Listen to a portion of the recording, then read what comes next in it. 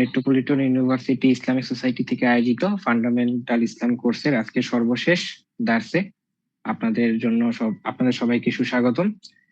দয়া করে সবাই আপনারা মাইক মিউট রাখবেন। কোনো ধরনের প্রশ্ন থাকলে কোয়েকশন বক্সে লিখে দিবেন এবং অবশ্যই কোয়েকশন আনসার সেশনে থাকবেন।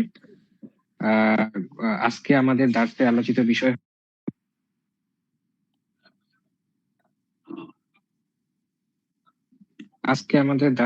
আলোচিত বিষয় হচ্ছে উত্তম চরিত্র, ভ্রাতৃত্ব, দাওয়াত এবং প্রশান্তির জন্য।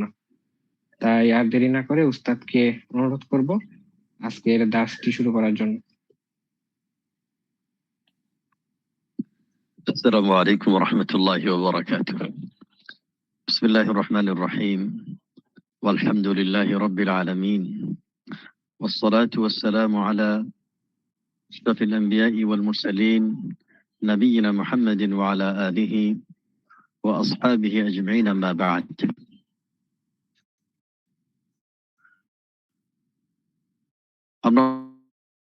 মহান আল্লাহ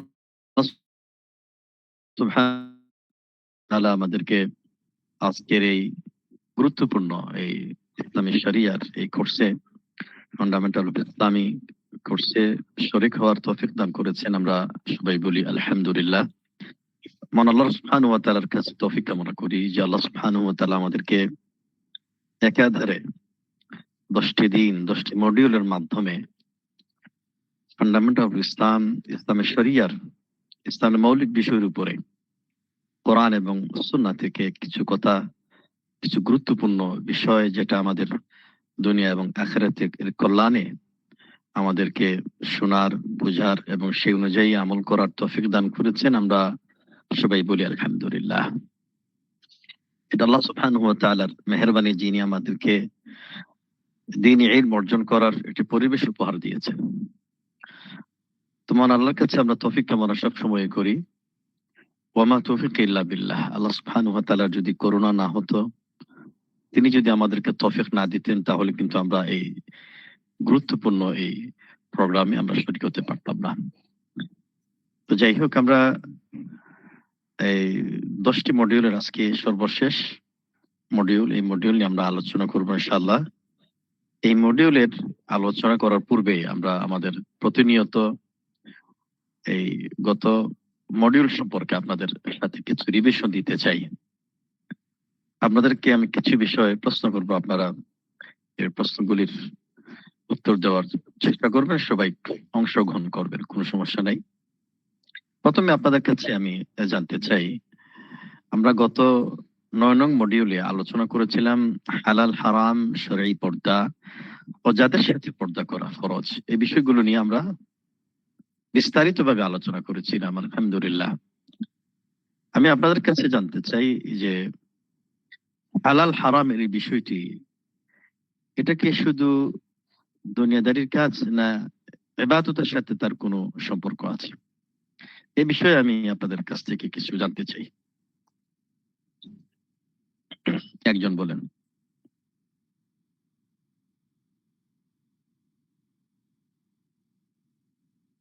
আসসালামু আলাইকুম শেখ।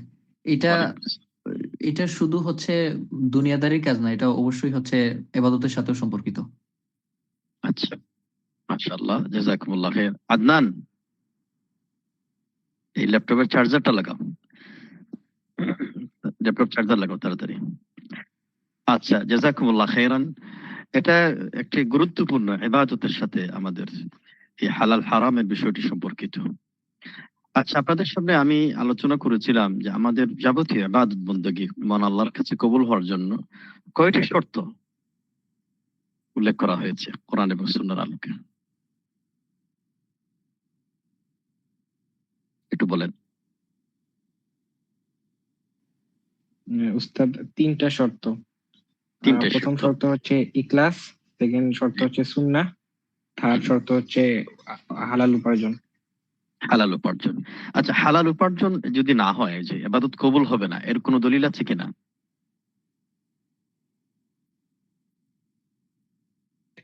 জি উস্তাদ, অবশ্যই আছে। জি বলেন, কি দলিল? কোরআনের দলিল ছিল উস্তাদ, আয়াতটা ঠিক মনে পড়তেছে না। বাবার তো বলে বলেন। আয়াতটা এমন ছিল যে হে হে রাসূলগণ, তোমরা পবিত্র বস্তু থেকে খাবার গ্রহণ করো এবং সৎকর্ম করো।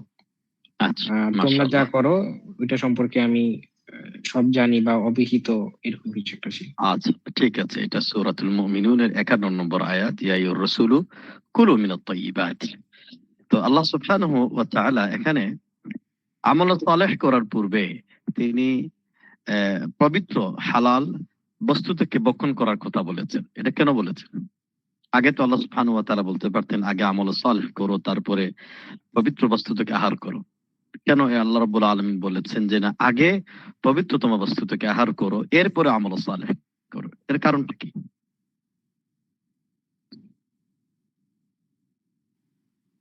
এর কারণ হচ্ছে উস্তাদ যে আহ, যদি পবিত্র বস্তু থেকে আহার না করি বা হালাল আহার না করি বা হালাল উপার্জন না করি, তখন আমার আমল এটা আল্লাহর কাছে কবুল হয় না। ঠিক, যে এই আমলটা আল্লাহর কাছে কবুল হয় না, কারণ আল্লাহ সুবহানাহু ওয়া তাআলা পবিত্র। তিনি পবিত্র জিনিস ছাড়া কোনো কিছু কবুল করেন না। আমরা হারামের কুপ্রভাব এবং ভয়াবহতা নিয়ে একটা মারাত্মক ধরনের একটা কথা বলেছিলাম কোরআন সুন্নাহর আলোকে, যে ঘুষের মধ্যে লেনদেন করলে, সুদের সাথে সম্পৃক্ততা থাকলে একটা ভয়াবহ কবিরা গুনাহ হয়, এবং এই কবিরা গুনার কারণে একটা মস্ত বড় আমাদের জন্য অকল্যাণকর বিষয় অপেক্ষা করে। সে বিষয়টি কি আপনারা মনে করতে পারছেন কিনা?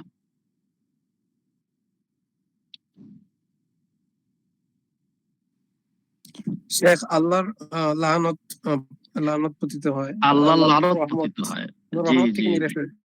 আল্লাহর লানত পতিত হয়, আল্লাহর অভিশাপ পতিত হয়। ঘুষের সাথে, সুদের সাথে সম্পৃক্ততা থাকলে আল্লাহর অভিশাপ, লানত। তো আরবি ভাষা আল্লাহ, এটাকে বলি অভিশাপ। এই লানত, অভিশাপ অর্থটা কি? ব্যাখ্যাটা কি?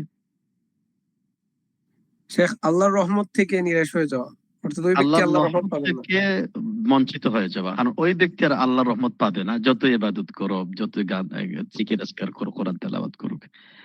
কারণ আল্লাহ সুবহানাহু ওয়া তাআলার রহমত ছাড়া কিন্তু জান্নাতে যাওয়া যাবে না।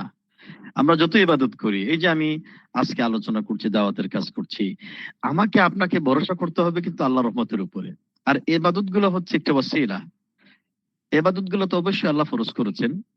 আল্লাহ সুবহানাহু ওয়া তাআলার এই ইবাদত আমাদের মানতে হবে, নিষেধাজ্ঞা থেকে বাঁচতে হবে।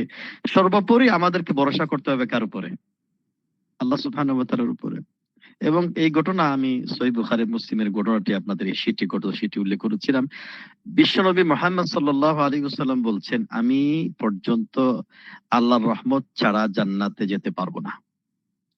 মুহাম্মদ সাল্লাল্লাহু আলাইহি ওয়াসাল্লাম বলছেন, তিনি মাসুম। আল্লাহ সুবহানাহু ওয়া তাআলা, তার কোনো গুনাহ নেই।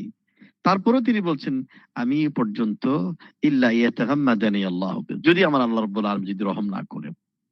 বিশ্বনবী এত ইবাদত করেন।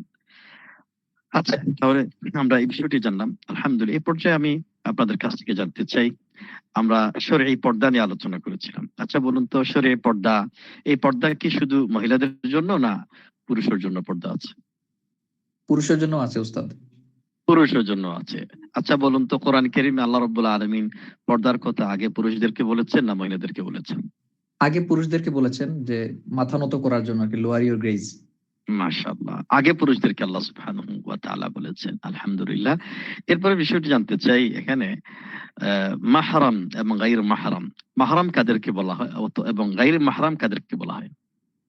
মাহরাম হচ্ছে যাদের সাথে নরমালি বিয়ে করা হারাম, জি, যাদের সামনে পর্দা করতে হবে না তারা হচ্ছে মাহরাম। আর গায়রে জি। মাহরাম হচ্ছে যাদের সাথে বিয়ে করা বৈধ যাদেরকে, এবং যাদের সামনে পর্দা করতে হবে।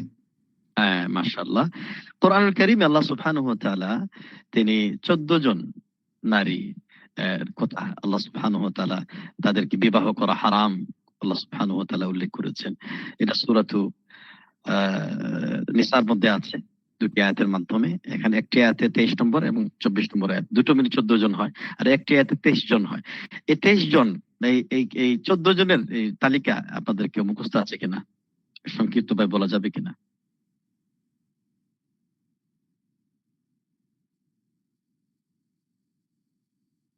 জি। শেখ, পুরো তো মুখস্থ নাই, কিন্তু কিছুটা বলতে পারবো। না, এটা কিছুটা আমরা চাই, আমি আপনাদের কাছে অনুরোধ করবো ইনশাআল্লাহ, কোরআন কারীমের এই গুরুত্বপূর্ণ সূরা নিসার এই 23 এবং 24 নম্বর আয়াত আপনারা মুখস্থ করে ফেলবেন, অর্থ সহ মুখস্থ করবেন। যে 14 জন নারীকে আল্লাহ সুবহানাহু ওয়া তাআলা বিবাহ করা হারাম ঘোষণা করেছেন, অর্থাৎ তাদের সামনে পর্দা করার প্রয়োজন হবে না। দলিল ভিত্তিক আপনাদের সবার মুখস্থ থাকতে চাই। আল্লাহ রাব্বুল আলামিন আপনাদের তৌফিক দান করুন। আমাদের পুরুষের জন্য আহ উম, কি বলেন, সোনা সিল্কের কাপড় পরিধান করা কি জায়েজ? না, হারাম। হারাম, হারাম। আচ্ছা, মহিলাদের জন্য সোনা সিল্কের কাপড় পরিধান করা কি জায়েজ? জি, জায়েজ শেখ। জায়েজ আছে। পুরুষের জন্য এই পোশাকের যে বিষয়টা আপনাদেরকে বলতে চাই, পোশাক কি, যে আমি যে পোশাকটা পরিধান করেছি এটা কি সুন্নতি পোশাক, না আল্লাহ রাব্বুল আলামিন এবং নবী মুহাম্মদ সাল্লাল্লাহু আলাইহি ওয়াসাল্লাম পোশাকের ক্ষেত্রে কি মূলনীতি বলেছেন? পোশাকের ক্ষেত্রে মানে সুন্নত এরকম বলা যাবে না কোনো পোশাককে, তবে আচ্ছা। একটা গাইডলাইন্স দিয়ে দিয়েছেন যে যে গাইডলাইন্স আমাদেরকে ফলো করতে হবে, শালীনতা আচ্ছা। বজায় রাখতে হবে, যে ন্যূনতম গাইডলাইন এটা ফলো করতে হবে।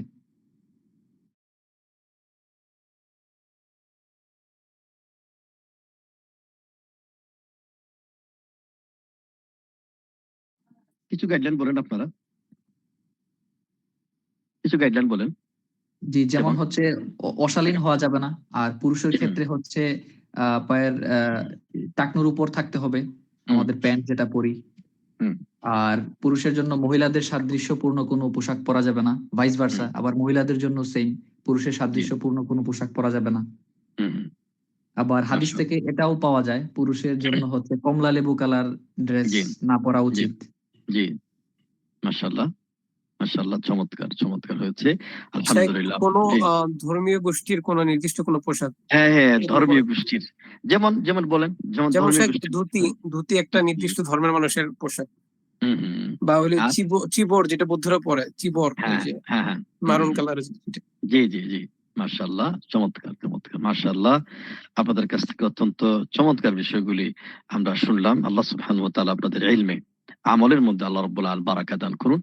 আমরা এখন আমাদের আজকের মডিউল নিয়ে আমরা আলোচনা করি। আমি অত্যন্ত আনন্দিত যে বিষয়গুলি আপনারা অনুধাবন করেন এবং এই শীটের বিষয়গুলি আপনারা অধ্যয়ন করেন, পড়াশোনা করেন, এবং আমার কাছে অত্যন্ত ভালো লেগেছে। আসলে যে কোনো প্রোগ্রাম সামনে না থাকলে কোনো কিছু তৈরি করার মানে সময় হয়ে ওঠে না।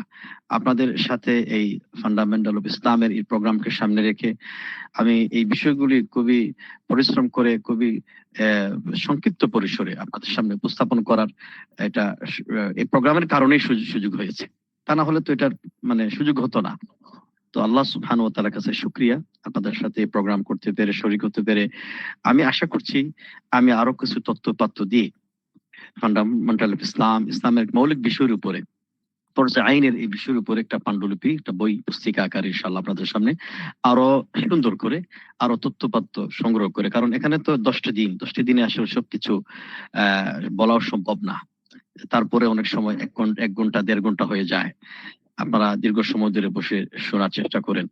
আমি ইনশাআল্লাহ এই মডিউল গুলো একসাথে করে আপনাদের সামনে আরো চমৎকার ভাবে আরো কিছু গুরুত্বপূর্ণ বিষয় আমি আপনাদের সামনে উপস্থাপন করব, যাতে আপনারা আপনাদের বিভিন্ন পরিবেশে বন্ধু বান্ধবদের সাথে এই বিষয়গুলো হাত দিয়ে দিতে পারেন, দাওয়াতের কাজ করতে পারেন, তারবিয়া দিতে পারেন, প্রশিক্ষণ দিতে পারেন।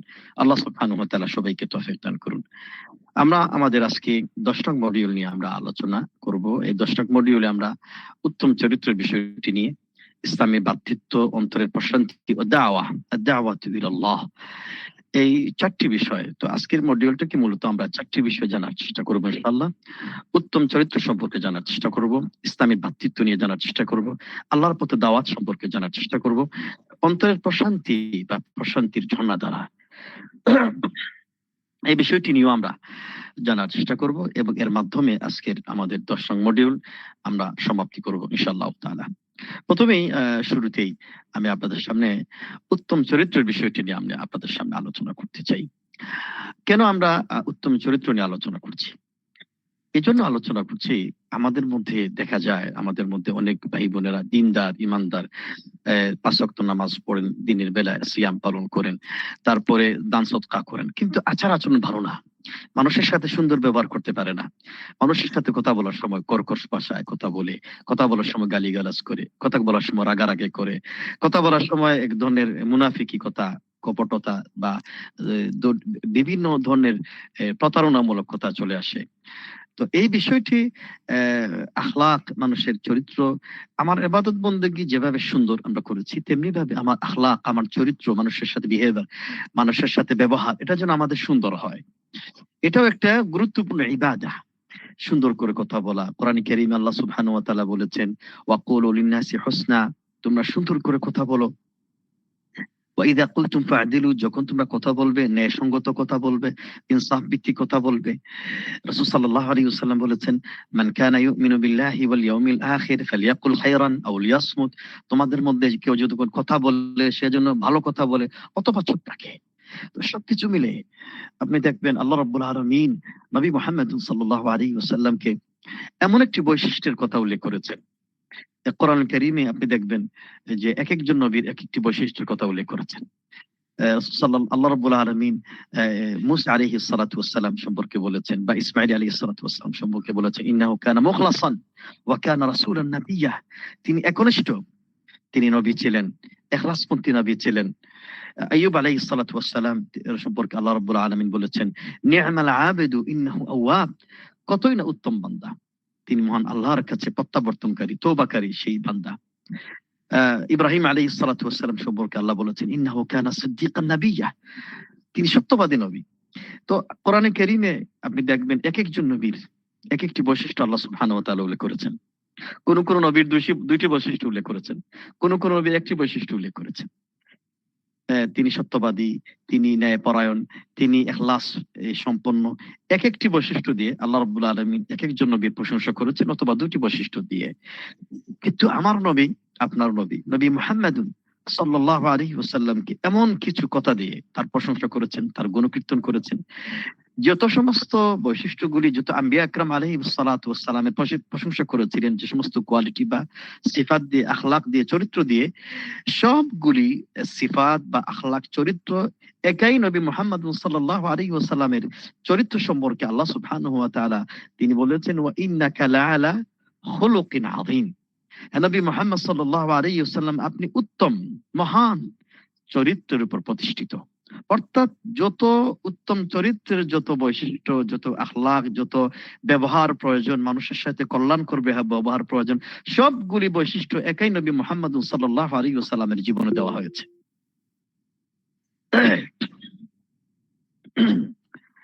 এই জন্য আল্লাহ সুবহানাহু ওয়া তাআলা নবী মুহাম্মদ সাল্লাল্লাহু আলাইহি ওয়াসাল্লাম, এই জন্য আল্লাহ রাব্বুল আলামিন তার নবী মুহাম্মদ সাল্লাল্লাহু আলাইহি ওয়াসাল্লাম সম্পর্কে তার উত্তম চরিত্রের প্রশংসা করেছেন। এবং আপনারা দেখেন, ইন্নাকা লাআলা খুলুকিন আযীম, আযীম বলা হয় মহান। কোন এই তাপমাত্রা বা পানির গভীরতা মাপার জন্য এটাকে বলা হয় কতটুকু গভীর, এটাকে আরবি ভাষায় বলা হয় আমিক।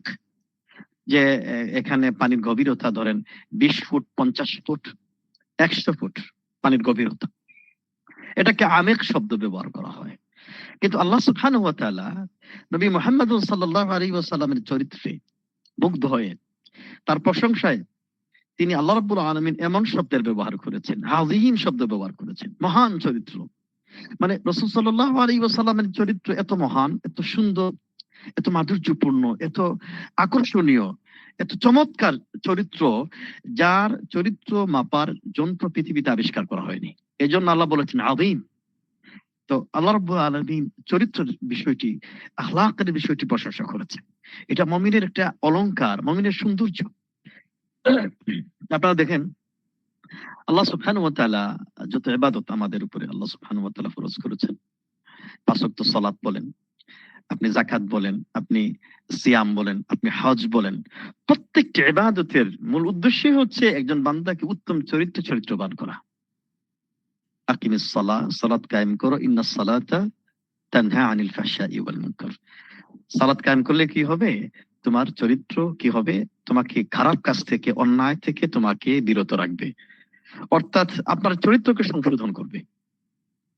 তেমনি ভাবে আপনি যাকাতের কথা বলেন, যাকাত দিলে খুদ মিন আমওয়ালিহিম সাদাকাতান তুতাহিরুহুম ওয়া তুযাক্কিহিম বিহা, এই সাদকার মাধ্যমে তাদেরকে পরিশুদ্ধ করবে, তাদের চরিত্রকে সুন্দর করবে, তার আখলাককে পরিশুদ্ধ করবে। তেমনি ভাবে সিয়ামের ব্যাপারে দেখেন, লাআল্লাকুম তাত্তাকুন, তোমরা পরেশগারিতা তোমাদের মধ্যে আসবে, আল্লাহ ভীতি আসবে। এজন্য আপনি দেখেন আল্লাহ রাসূল সাল্লাল্লাহু আলাইহি ওয়াসাল্লাম বলেছেন, মান লাম ইয়াদা কাওলা যুর ওয়াল আমালা বিহি ফালাইসা লিল্লাহি হাজা ইয়াদা তাআমাহু ওয়া শারাবা। সিয়াম পালন করার পরেও যদি কোনো ব্যক্তির চরিত্রকে সংশোধন করতে পারে না, মিথ্যা কথা ছাড়তে পারে না, পাপাচার থাকতে পারে না, ওই ব্যক্তির সিয়াম রাখার কোনো প্রয়োজন নেই। তাহলে সিয়াম বা রোজার মূল উদ্দেশ্য হচ্ছে আমাকে আমার চরিত্রকে সংশোধন করা। তেমনি ভাবে আপনি হজের ব্যাপারে আপনি দেখেন আল্লাহ রাসূল সাল্লাল্লাহু আলাইহি ওয়াসাল্লাম মাবরুর হজের প্রতিদান হিসেবে উল্লেখ করেছেন জান্নাত উল্লেখ করেছেন। আল্লাহ রাসূল সাল্লাল্লাহু আলাইহি ওয়াসাল্লাম বলেছেন, মান হাজ্জা ওয়া লাম ইয়ারফুস ওয়া লাম ইয়াফসুক রাজাআ কামা ওয়ালাদাতহু উম্মুহু। যে ব্যক্তি অশ্লীল কথাবার্তা পাপ কাজ না করে হজ পালন করে, আল্লাহ সুবহানাহু ওয়া তাআলা ওই ব্যক্তিকে এমন ভাবে নিষ্পাপ করে তাকে তুলেন, সে যেন মায়ের পেট থেকে সবে মাত্র ভূমিষ্ঠ হলো। অর্থাৎ আপনাকে এই হজ আপনাকে পাপ কাজ থেকে দূরে রাখবে, মিথ্যা কথা থেকে দূরে রাখবে, মানুষের সাথে সুন্দর আচরণ করার প্রশিক্ষণ আপনাকে দেবে। এই সিয়াম যখন আপনি রাখার পরে আপনার সাথে যখন গায়ের উপরে পরে যখন ঝগড়া করতে আসে, মারামারি করতে আসে, আপনি কি বলেন? আপনি বলেন না হাদিসের মধ্যে যেভাবে আসছে, ইন্নী মুরউন সাইম, আমি কিন্তু রোজাদার, আমি কিন্তু সিয়াম পালন করছি। অর্থাৎ আমি আমার এই সিয়াম আমার রোজা আমাকে চরিত্রের প্রশিক্ষণ দিচ্ছে। তোমার মতো গায়ের উপরে পড়ে ঝগড়া করতে পারবো না, মারামারি করতে পারবো না, গালাগালি করতে পারবো না। আমি একটা চারিত্রিক প্রশিক্ষণের মধ্যে আছি।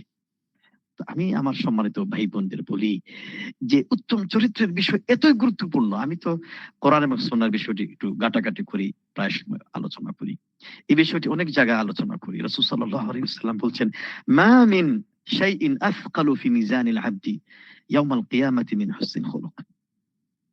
কিয়ামতের দিন আল্লাহ সুবহানাহু ওয়া তাআলা বান্দার আমলনামাগুলো দাঁড়িপাল্লায় ওজন করবেন, মিজানের পাল্লায় ওজন করবেন। যেমন আপনি 5 ওয়াক্ত নামাজ পড়েছেন, আপনার সিয়াম পালন করেন, প্রতি সোম বৃহস্পতিবারে আরবি চন্দ্র মাসের আইয়ামিল বিদের সিয়াম 13, 14, 15 তারিখে সিয়াম পালন করেন, রমজান মাসে সিয়াম পালন করেন, আরাফার দিনে সিয়াম পালন করেন, শাওয়াল মাসে সিয়াম পালন করেন, দান সদকা করেন, হজ করেন, যাকাত দেন, জিহাদ ফি সাবিলিল্লাহ করেন।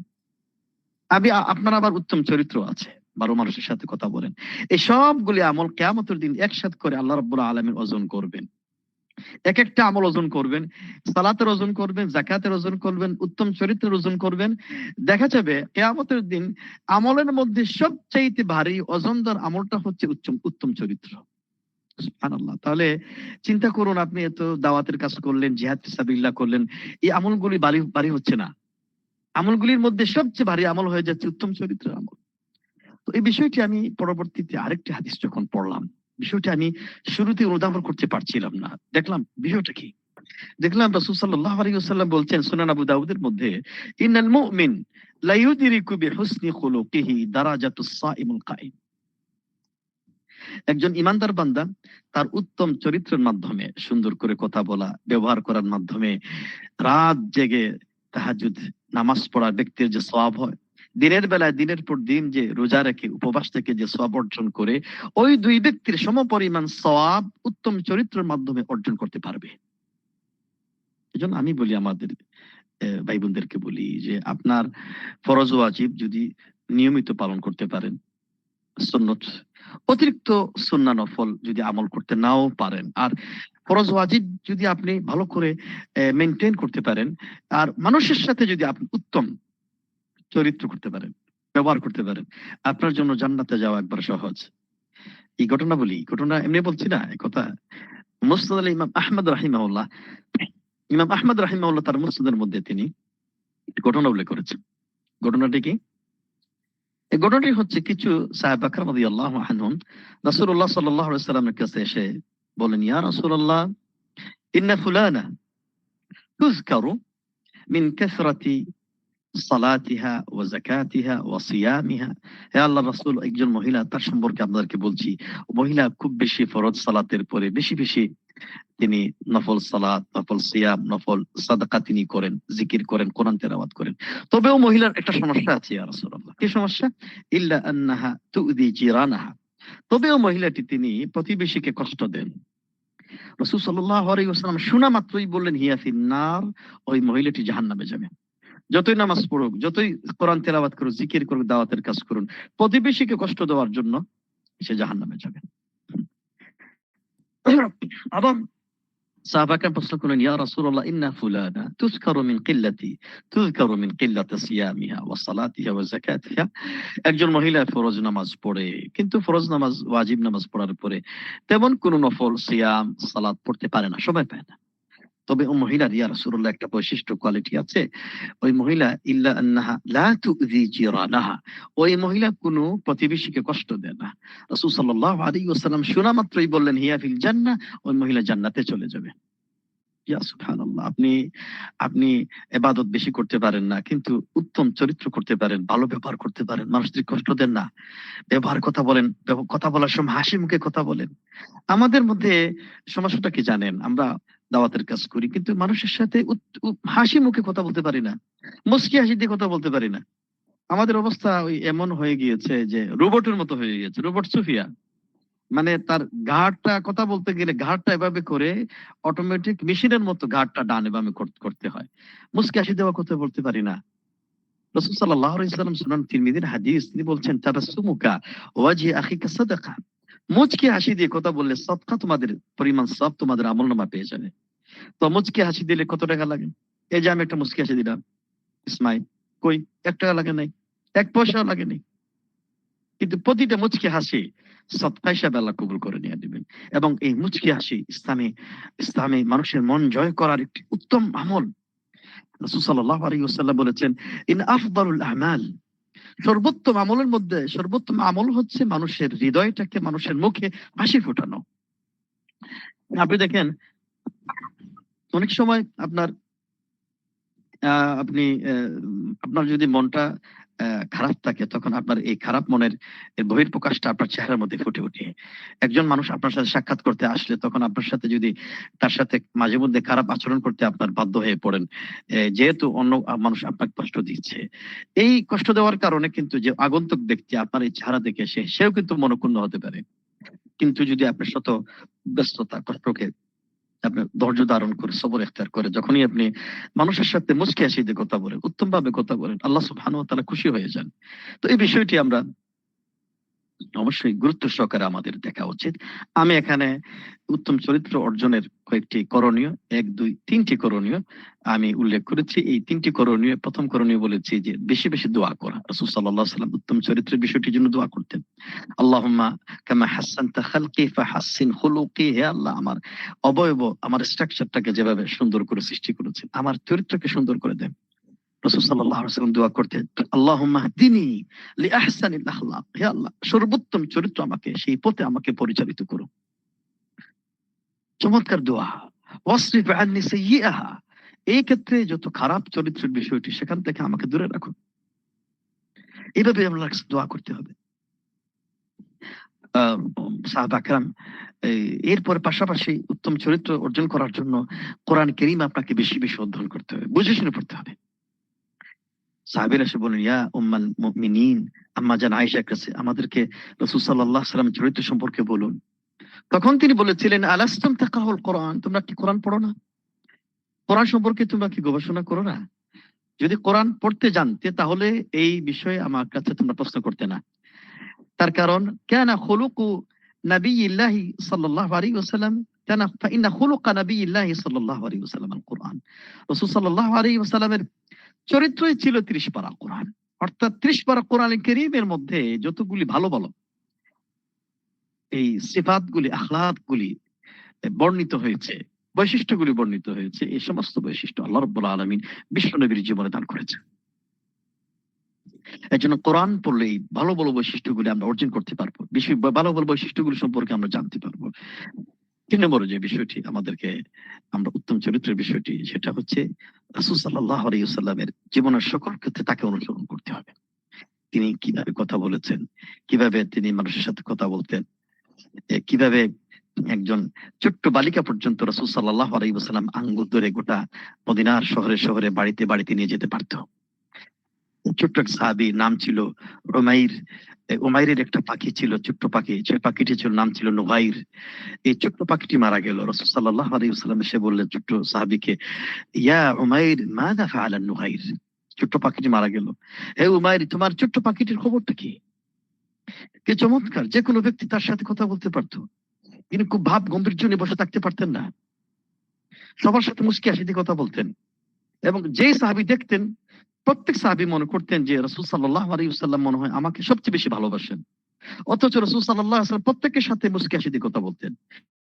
এরকম অসংখ্য ঘটনা আছে,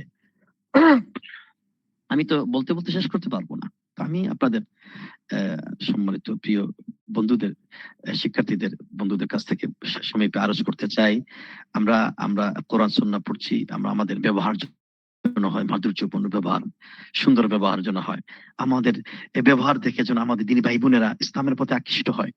আল্লাহ সুবহানাহু ওয়া তাআলা কোরআনে কারীমের মধ্যে বলেছেন, মুহাম্মাদুর রাসূলুল্লাহ ওয়াল্লাযীনা মাআহু আশিদ্দা আলাল কুফফার রুহামা বাইনাহুম, যে মুহাম্মদ সাল্লাল্লাহু আলাইহি ওয়াসাল্লামের সাথে যারা আছেন সাহাবা একরাম, তারা কাফিরদের ব্যাপারে কঠোর, তারা কিন্তু মুসলমানদের ব্যাপারে, মুমিনদের ব্যাপারে তারা নরম হৃদয়ের, কোমল হৃদয়ের।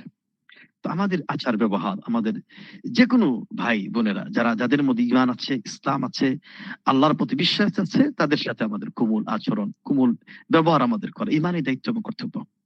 দুর্ভাগ্য হলেও সত্য, আমরা এই উত্তম আচরণের বিষয়টি আমরা দল কেন্দ্রিক, আমরা আমাদের মসলক কেন্দ্রিক, আমরা আমাদের সংগঠন কেন্দ্রিক, আমরা আমাদের তরিকা কেন্দ্রিক, এই কেন্দ্রিক আমরা করে ফেলেছি। আমরা উত্তম চরিত্রের বিষয়টি যে ঈমানের সাথে সম্পর্কিত, যাদের মধ্যে ঈমান আছে সে আমার কাছ থেকে উত্তম চরিত্র পাওয়ার অধিকার রাখে। শুধু তারা নয়, এর বাইরে গিয়েও উত্তম চরিত্রের বিষয়টি সমস্ত মাখলুকাতের সাথে, সমস্ত সৃষ্টির সাথে আমাকে সুন্দর ব্যবহার করার ইসলাম উৎসাহ প্রদান করেছে। রাসূল সাল্লাল্লাহু আলাইহি ওয়াসাল্লাম বলেন এক মহিলা সম্পর্কে, এই মহিলাটি জেনাকারিনী ছিল, বেশ্যা ছিল। ওই মহিলাটি রাস্তা দিয়ে যাচ্ছিলেন, যাওয়ার পথে দেখলো যে একটা কুকুর পানি পিপাসার্ত হয়ে সে তার মুখ থেকে জিহ্বা বের করে পিপাসায় কাতর হয়ে সে কাতরাচ্ছে। তখন ওই মহিলাটি, বেশ্যা মহিলাটি কুকুরের উপরে সে তার মনটা গলে গেল। সে মনে মনে ভাবলো আসলে কুকুরটি পিপাসার্ত হয়ে পানির মধ্যে পানির জন্য কাতরাচ্ছে। তখন সে একটি মোজা, তার পায়ের মোজা বের করে তখন এই কূপের মধ্যে নেমে গিয়ে পানি ভরপুর পানি ভরে এই কূপ থেকে বের হয়ে এই কুকুরে পানি পান করালো। এই কুকুরকে পানি পান করানোর কারণে কুকুর তার শুকরিয়া আদায় করলো। আল্লাহ সুবহানাহু ওয়া তাআলা এই কুকুরের প্রতি ইহসান করার কারণে, সুন্দর আচরণ করার কারণে আল্লাহ রাব্বুল আলামিন ওই বেশ্যা মহিলাকে মাফ করে দিয়ে দিয়েছেন। তেমনি ভাবে তার বিপরীত ঘটনা আপনি দেখেন, একজন মহিলা একটা খুব বিড়ালকে সে পাকড়াও করে একটা খাঁচার ভিতরে ধরে রেখেছিল। কয়েকদিন যাওয়ার পরে ওই বিড়ালটি মারা গেল। রাসূল সাল্লাল্লাহু আলাইহি ওয়াসাল্লাম বলেন, ওই বিড়ালটিকে না খেতে দিয়েছে, না সে তাকে ছেড়ে দিয়েছে, সে নিজে খাবারের বন্দোবস্ত করেছে। ওই বিড়ালটিকে শাস্তি দেওয়ার কারণে, খারাপ আচরণ করার কারণে মহিলাটি জাহান্নামে যাবে। তাহলে উত্তম চরিত্রের বিষয়টি শুধু মুসলমানদের জন্য নয়, উত্তম চরিত্রের বিষয়টি শুধু মানুষের জন্য নয়, উত্তম চরিত্রের বিষয়টি গোটা বিশ্বের মাখলুকাতের জন্য। আপনাকে উত্তম চরিত্রের বিষয়টি প্র্যাকটিস করতে হবে, জানতে হবে। এই উত্তম চরিত্র দেখে অনেক কাফের মুশরিকরা ইসলামের ছায়াতলে তারা আশ্রয় গ্রহণ করেছে, মুসলমান অমুসলিম থেকে মুসলমান হয়ে গিয়েছে।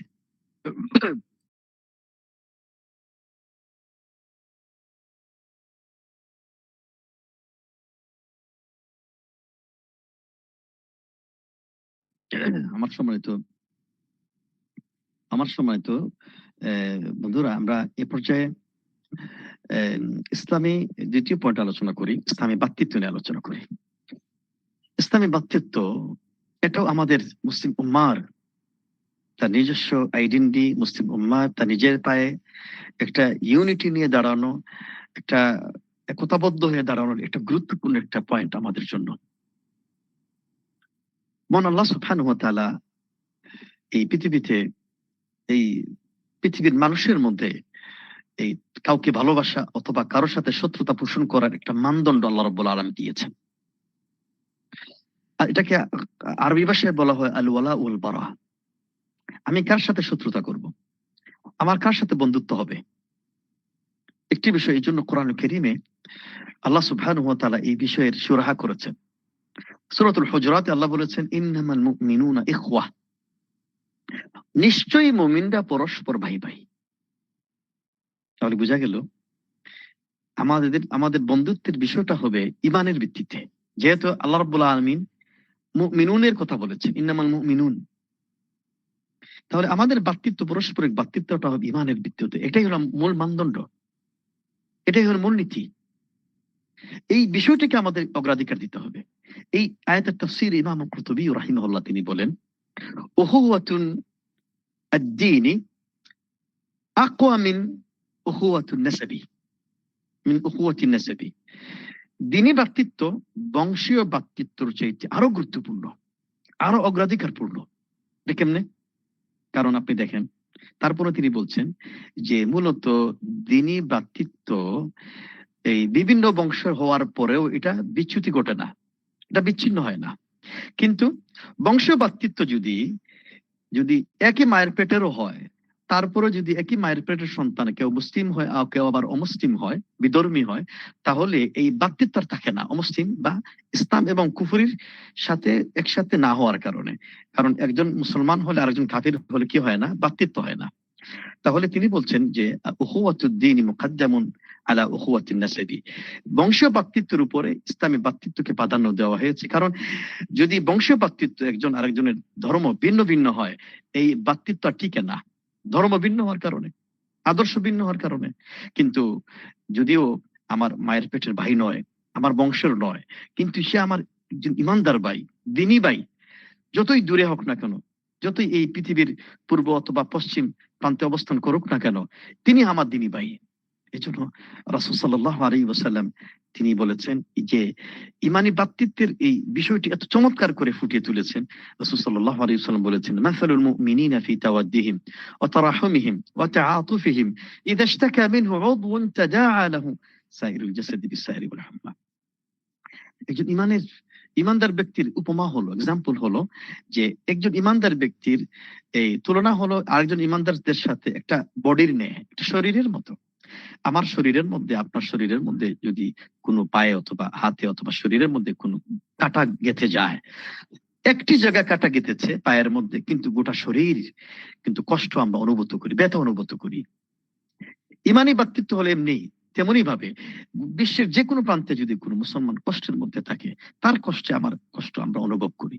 আজকে গাজার মুসলমানেরা কষ্টের মধ্যে আছে, তাদের এই কষ্টের কারণে আমরা কষ্ট অনুভূত করছি, তাদের জন্য দোয়া করছি, তাদের জন্য জান প্রাণ দিয়ে তাদের সাহায্যের জন্য মন মানসিকতা প্রস্তুত হয়ে আছে, কিভাবে তাদের সাহায্য করা যায়। এই যে মানসিকতা, এই যে অনুভূতি, এটা জাগ্রত হয়েছে, এটা হলো ইমানি ভ্রাতৃত্ব।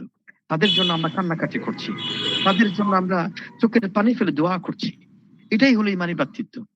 এই ভ্রাতৃত্ব, এই অনুভূতি, এই কষ্ট যদি আমার হৃদয়ের মধ্যে না থাকে, আমার মুসলমান ভাইয়ের জন্য, ইমানদার ভাইয়ের জন্য, তাহলে বুঝতে হবে আপনার আমার বলতে মধ্যে ইমান বলতে আর কিছু নেই। কই তারা তো আমার এক বংশের লোক না, কই তারা তো আমার কোন মায়ের পেটের সন্তান না, তারপরেও তারা কষ্টের মধ্যে আছে, আমরা কষ্টের ব্যতীত হই।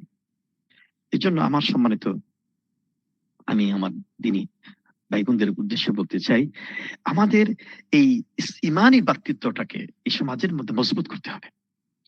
আজকে বর্তমান সময়ে আমাদের এই যত ইসলামী দল বলেন, ইসলামিক প্রতিষ্ঠান বলেন, আলেম ওলামা বলেন, ইসলামী ব্যক্তিত্ব বলেন, যুবকেরা বলেন, আপনি দেখবেন এই ইমানি ভ্রাতৃত্ব একেবারে ধ্বংস হয়ে গিয়েছে। উনি আমার দলের, এই জন্য ওনাকে খুব মহব্বত করি। এবং ইমানি এই ভ্রাতৃত্বটাকে আমরা কোরআন সুন্নাহর এই ভ্রাতৃত্ব উহুওয়া ফিল্লাহ শুধু আমার দলের মানুষের জন্যই আমরা কি করি, এটাকে বাস্তবায়ন করি, প্রয়োগ করি। কিন্তু যে ব্যক্তি আমার দলের না, আমার সংগঠনের না, আমার মস্তকের না, আমার তরিকার না, আমার আকীদার না, উনি আমার দলের না, আমার তরিকার না, উনি আমার ভাই না, এটা হতে পারে না। এই বিষয়টি, এটা জুলুম করা হয়। আল্লাহ রাব্বুল আলামিন নবী মুহাম্মদ সাল্লাল্লাহু আলাইহি ওয়াসাল্লাম এক ইমানের ভিত্তিতেই, কোন দলের ভিত্তিতে এটা ভ্রাতৃত্ব এটাকে প্রমাণ করেন নাই, এটা মানদণ্ড হিসেবে উল্লেখ করেননি। যে হাদিস কুদসি আল্লাহ সুবহানাহু ওয়া তাআলা বলেছেন, ওয়াজাবাত মাহাব্বাতি লিল মুতাহাব্বিনা ফিয়া ওয়াল মুতাজালিসিনা ফিয়া ওয়াল মুতাজাওয়িরিনা ফিয়া। ওই সমস্ত ব্যক্তিদের জন্য আমার ভালোবাসা অবধারিত হয়ে গিয়েছে, যারা পরস্পর উঠা বসা করে, পরস্পর সাক্ষাৎ করে। কার জন্য? আল্লাহর জন্য। আল্লাহর কোন দলের জন্য না, কোন মস্তকের জন্য না, কোন তরিকার জন্য না। এই বিষয়টি আমাদের বোঝা উচিত। এই বিষয়টি আমরা না বোঝার কারণে আমাদের মধ্যে এত ইখতিলাফ, এত মারামারি এবং এত ঘৃণা আমরা ছড়াই। যার কারণে আমি আমার দলের কোন মস্তকের কোন লোক ভুলও করলেও তার ভুল আমার চোখে পড়ে না। আর যখন অন্য কোন দলের মানুষের ভুল ধরা পড়ে, তখন এটাকে কিয়ামত আমরা করে ফেলি, এটাকে মহামারী আকার ধারণ করে ফেলি। এর মূল সমস্যাটাই হচ্ছে আমাদের মধ্যে ভ্রাতৃত্ববোধ নেই। ইমানি ব্যক্তিত্ব নেই। এই জন্য যতদিন পর্যন্ত আমাদের মধ্যে ইমানি ব্যক্তিত্ব না আসবে, ততদিন পর্যন্ত আমাদের মধ্যে বারাকা আসবে না, আল্লাহর সাহায্য আসবে না। রাসূল সাল্লাল্লাহু আলাইহি ওয়াসাল্লাম আগামী কয়েকদিন পরেই তো, 2 দিন পরেই তো রমজান মাস আসতেছে। আল্লাহ নবী মুহাম্মদ সাল্লাল্লাহু আলাইহি ওয়াসাল্লাম রমজানের শেষের দশকের প্রথম রাত্রিতে তিনি ঘর থেকে বের হয়েছিলেন এবং তিনি বলেছিলেন, হারাসতু লিউখবিরাকুম বিলাইলাতিল কদরি, আমি তোমাদের সামনে ঘর থেকে বের হয়েছিলাম লাইলাতুল কদরের তারিখ সম্পর্কে বলার জন্য। কিন্তু কি দেখলাম? এসে দেখলাম আমার সামনে ফাতালাহা রাজুলানি মিনাল মুসলিমিন, দুইজন ইমানদার ব্যক্তিকে ঝগড়া করতে দেখলাম, একজন আরেকজনের সাথে ঝগড়া করছে, মারামারি করছে। তোমাদের এই অবস্থা দেখে আল্লাহ সুবহানাহু ওয়া তাআলা লাইলাতুল কদর যে তারিখ বলার কথা ছিল আমাকে জানিয়ে দিয়েছিলেন, এই তারিখের দিনটা, এই রাত্রিটাকে আল্লাহ রাব্বুল আলামিন আমাকে বলিয়ে দিয়েছে। কারণটা কি? তোমাদের ঝগড়ার কারণে। যাই হোক, কিছু করার নেই। তারপর রাসূল সাল্লাল্লাহু আলাইহি ওয়াসাল্লাম বলেন, তোমরা কাজ করো, তোমাদের ঝগড়ার কারণে আমাকে বলিয়ে দেওয়া হয়েছে, এক কাজ করো, তোমরা লাইলাতুল কদরটা তালাশ করো রমজানের শেষ দশকে। তাহলে দেখেন, একটা বরকতময় একটা দিন, তারিখ রাসূল সাল্লাল্লাহু আলাইহি ওয়াসাল্লাম বলার জন্য প্রিপারেশন নিয়েছেন। তিনি মানে এসে উপস্থাপন করবেন, এই আমাদের মুসলমানদের ঝগড়ার কারণে আল্লাহ রাব্বুল আলামিন এই দিন তারিখটা আমাদের কাছ থেকে, রাসূল সাল্লাল্লাহু আলাইহি ওয়াসাল্লামের জেহেন থেকে বলিয়ে দিয়েছেন। এই হাদিসটি কি প্রমাণ করে? প্রমাণ এটাই করে যে আমাদের মধ্যে ভ্রাতৃত্ব যখন থাকবে না, মনোমালিন্য থাকবে, বিচ্ছিন্নতা থাকবে, তখনই বরকত উঠে যাবে, রহমত থাকবে না। আল্লাহ সুবহানাহু ওয়া তাআলা সূরা আনফালে বলেছেন যে ওয়ালা তানাযাউ ফাতাফশালু, তোমরা বিচ্ছিন্ন হয়ো না, তোমরা বেশি বেশি ইখতিলাফ করো না, ঝগড়া করো না, তাহলে তোমরা দুর্বল, ফাতাফশালু, তোমাদের সমস্ত অর্জন ব্যর্থ হয়ে যাবে, ওয়া তাযহাবা রিহুকুম, এবং তোমাদের শক্তি বিনাশ হয়ে যাবে, তোমাদেরকে কেউ ভয় পাবে না। এক্ষেত্রে আমরা ইখতিলাফ এবং ইফতিরাক, এই দুটি বিষয় আমরা গোলমাল করে ফেলি, খিচুড়ি বানিয়ে ফেলি। একটি বিষয় মনে রাখতে হবে, ইখতিলাফ যে বিষয়টা হচ্ছে ফিকহি মাসআলা মাসাইলের ক্ষেত্রে ইখতিলাফ, এটা আবহমান কাল থেকে সাহাবা একরামদের সময় থেকে চলে আসছে, আজও পর্যন্ত আছে। এই জন্য তো 4টি মাযহাবের আবিষ্কার হয়েছে ইখতিলাফ করার কারণে। এই ইখতিলাফটা জায়েজ। কোরআন সুন্নাহর দলিলগুলি বুঝতে গিয়ে এক একজন এক এক রকম বুঝেছেন, এটা সাহাবা একরামদের এরকম বুঝ ছিল, এটা জায়েজ, এটা ইখতিলাফ করেছেন। কিন্তু এই ইখতিলাফকে কেন্দ্র করে মারামারি করা, ঝগড়াঝাটি করা, অন্যের প্রতি চড়াও হওয়া, অন্যকে কাফের ফতোয়া দেওয়া, অন্যকে ইহুদিদের দালাল বলা, অন্যদেরকে জাহান্নামের সার্টিফিকেট দেওয়া, অন্যের বিরুদ্ধে সোচ্চার হওয়া, এটা হলো ইফতিরাক। এটা জায়েজ নেই, এটা করা যাবে না। আপনারা যারা দায়ীর আল্লাহ হিসাবে বিশ্ববিদ্যালয়গুলোতে পড়াশোনা করছেন, এই বিষয়টি সতর্ক থাকতে হবে। এই বিষয়টি কারো পক্ষে বিপক্ষে যাওয়া যাবে না। ইখতিলাফের বিষয়টি ইখতিলাফের জায়গায় রাখতে হবে। 4 মাযহাবের ইখতিলাফের বিষয়টি 4 জায়গায় রেখে এটাকে সম্মান দিতে হবে। তাদের জন্য আমাদের দোয়া করতে হবে। তারা এত কষ্ট করে পরিশ্রম করে ইসলামের এই মূল্যবান, মহামূল্যবান ইলম আমাদের উপহার দিয়েছে। তাদের বিষয়ে কোনদিন কটূক্তি করা এটা হারাম, এটা করা যাবে না। ইমাম আবু হানিফা রাহিমাহুল্লাহ থেকে শুরু করে নিয়ে 4 মাযহাবের সমস্ত উলামা کرام আমাদের মাথার তাজ, আমাদের মাথার মুকুট। তারা এত কষ্ট করে পরিশ্রম করে ইলম আমাদেরকে উপহার দিয়েছে। এই ইলমের প্রতি সম্মান থাকবে। হ্যাঁ, আপনি এটা গ্রহণ করছেন, ওটা গ্রহণ করেন, কিন্তু ওইটাকে কটূক্তি করা যাবে না, অন্ধ হওয়া যাবে না, দলমান্ধ হওয়া যাবে না, কারো বিরুদ্ধে কথা বলা যাবে না। আমাদের ভ্রাতৃত্ব জায়গায় থাকতে হবে। ইমাম শাফিঈ রাহিমাহুল্লাহ তার এক বন্ধুর সাথে তিনি রাতের পর রাত তিনি মাসাইল নিয়ে গবেষণা করতেন, আলোচনা করতেন। তখন হঠাৎ করে মাসাইল করার ডিসকাশন করার সময়, টকশো করার সময় অনেক সময় রাগারাগি হয়ে যায়। দেখেন না আপনারা, অনেক সময় এই টিভিতে টকশো করার সময় দুইজন রাগারাগি হয়ে যায়। তেমনি ভাবে উলামা کرام বিভিন্ন ফিকহি মাসাইল নিয়ে গবেষণা করতেন। তখন এক পর্যায়ে দুইজনে রাগারাগি করলেন। তখন ইমাম শাফিঈ রাহিমাহুল্লাহ রাগারাগি হওয়ার পরে উঠে যাবেন, তিনি ওই বন্ধুর হাত ধরে বলবেন যে দেখো, আমরা তো ইখতিলাফ করেছি, কিন্তু ইখতিলাফ করার কারণে আমাদের ভ্রাতৃত্ববোধ যেন এটা নষ্ট না হয়ে যায়, আমরা এখনো ভাই ভাই আছি। এরকম থাকতে হবে, শ্রদ্ধা ভালোবাসা দিয়ে আমাদের থাকতে হবে। আমাদের মধ্যে যেন জাহিলিয়াত না আসে, অন্ধকার যুগের জাহিলিয়াত আমাদের মধ্যে এখনো কাজ করছে। দলের প্রতি, আমাদের মস্তকের প্রতি অন্ধ অনুসরণ, এটা যেন না হয়। আমাদের মূল মন্ত্রই মূল মানদণ্ডই যেন হয়, মূলনীতি হয় কোরআন এবং সুন্নাহ এবং সাহাবা কিরামদের বুঝ যেন আমাদের মাধ্যমে থাকে। যখনই কোরআন এবং সুন্নাহ আমাদের মধ্যে চলে আসবে, যখন সাহাবা কিরামদের বক্তব্য আমাদের সামনে চলে আসবে, আমরা কোরআন সুন্নাহর আলোকে এই বিষয়গুলি সমাধান করব, অন্ধ অনুসরণ করব না। এই বিষয়টি সমাধান নেওয়ার চেষ্টা করব, কাউকে এটা চাপিয়ে দেব না। আর যদি এই কোরআন সুন্নাহকে মূল মানদণ্ড না মেনে, এটাকে মূলনীতি না ধরে আমি আমার এই শায়েখের প্রতি অন্ধবিশ্বাসী হয়ে যাই, শায়েখ যা বলে তাই, আমার হুজুর যা বলেন তাই, আমার পীর সাহেব যা বলেন তাই, এটাই শরীয়ত, এটাই ধর্ম, এটা হতে পারে না। আপনার কোরআন সুন্নাহ হলো আপনার সবকিছুর মূল তন্ত্র, মূল মানদণ্ড। ওয়াতিউল্লাহ ওয়াতিউর রাসূল, ফাইন তানাযাতুম ফি শাইইন ফারুদ্দুহু ইলাল্লাহি ওয়ার রাসূল। কোন বিষয়ে যদি ইখতিলাফ হয়ে যায়, তখন আল্লাহ এবং তার রাসূলের দিকে প্রত্যাবর্তন করো। বিলাল রাদিয়াল্লাহু আনহু, এই ঘটনা দেখেন। বিলাল রাদিয়াল্লাহু আনহু তিনি ছিলেন কালো। তিনি তো ইথিওপিয়া, হাবশা। তো আপনারা যারা বিদেশে গিয়েছেন, হাবশার মানুষের চেহারা একটা টুটগোল মোটা মোটা থাকে, নাকগুলো বেটে থাকে এবং দেখতে তেমন সুন্দর না, কালো। তো আবু যর গিফারি রাদিয়াল্লাহু আনহু তিনি একদিন ঝগড়া করার সময় বলে ফেলেছিলেন, ইয়া ইবনা সাউদা, হে কালো মায়ের সন্তান। তিনি কালো মায়ের সন্তান বলে গালি দিয়েছিলেন। বিলাল রাদিয়াল্লাহু আনহু তিনি কষ্ট পেয়ে গেলেন, মানে তিনি খুব কষ্ট পেলেন। তিনি নবী মুহাম্মদ সাল্লাল্লাহু আলাইহি ওয়াসাল্লামের কাছে গিয়ে নালিশ করলেন, ইয়া রাসূলুল্লাহ, আপনার সাহাবী আবু যর আমাকে কালো মায়ের সন্তান বলে গালি দিয়েছে। রাসূল সাল্লাল্লাহু আলাইহি ওয়াসাল্লাম আবু যর গিফারি রাদিয়াল্লাহু আনহুর কাছে এসে বললেন, ইয়া আবা যর, এখনো পর্যন্ত তোমার মধ্যে জাহিলিয়াতের দুর্গন্ধ সেরে যায় নাই, এটা জাহিলিয়াতের দুর্গন্ধ।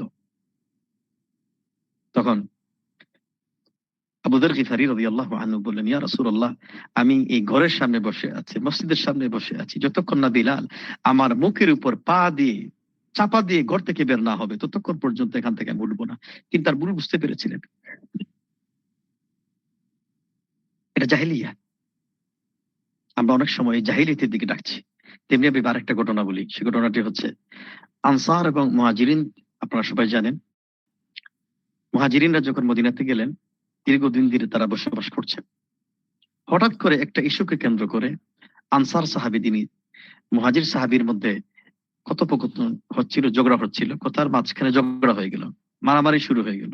তো আনসার সাহাবী তিনি চিৎকার করে বলেছিলেন, ওয়াইয়ালিল আনসার, ওহে আনসার সাহাবীরা তোমরা কোথায়, আমাকে মুহাজির সাহাবী আক্রমণ করেছে।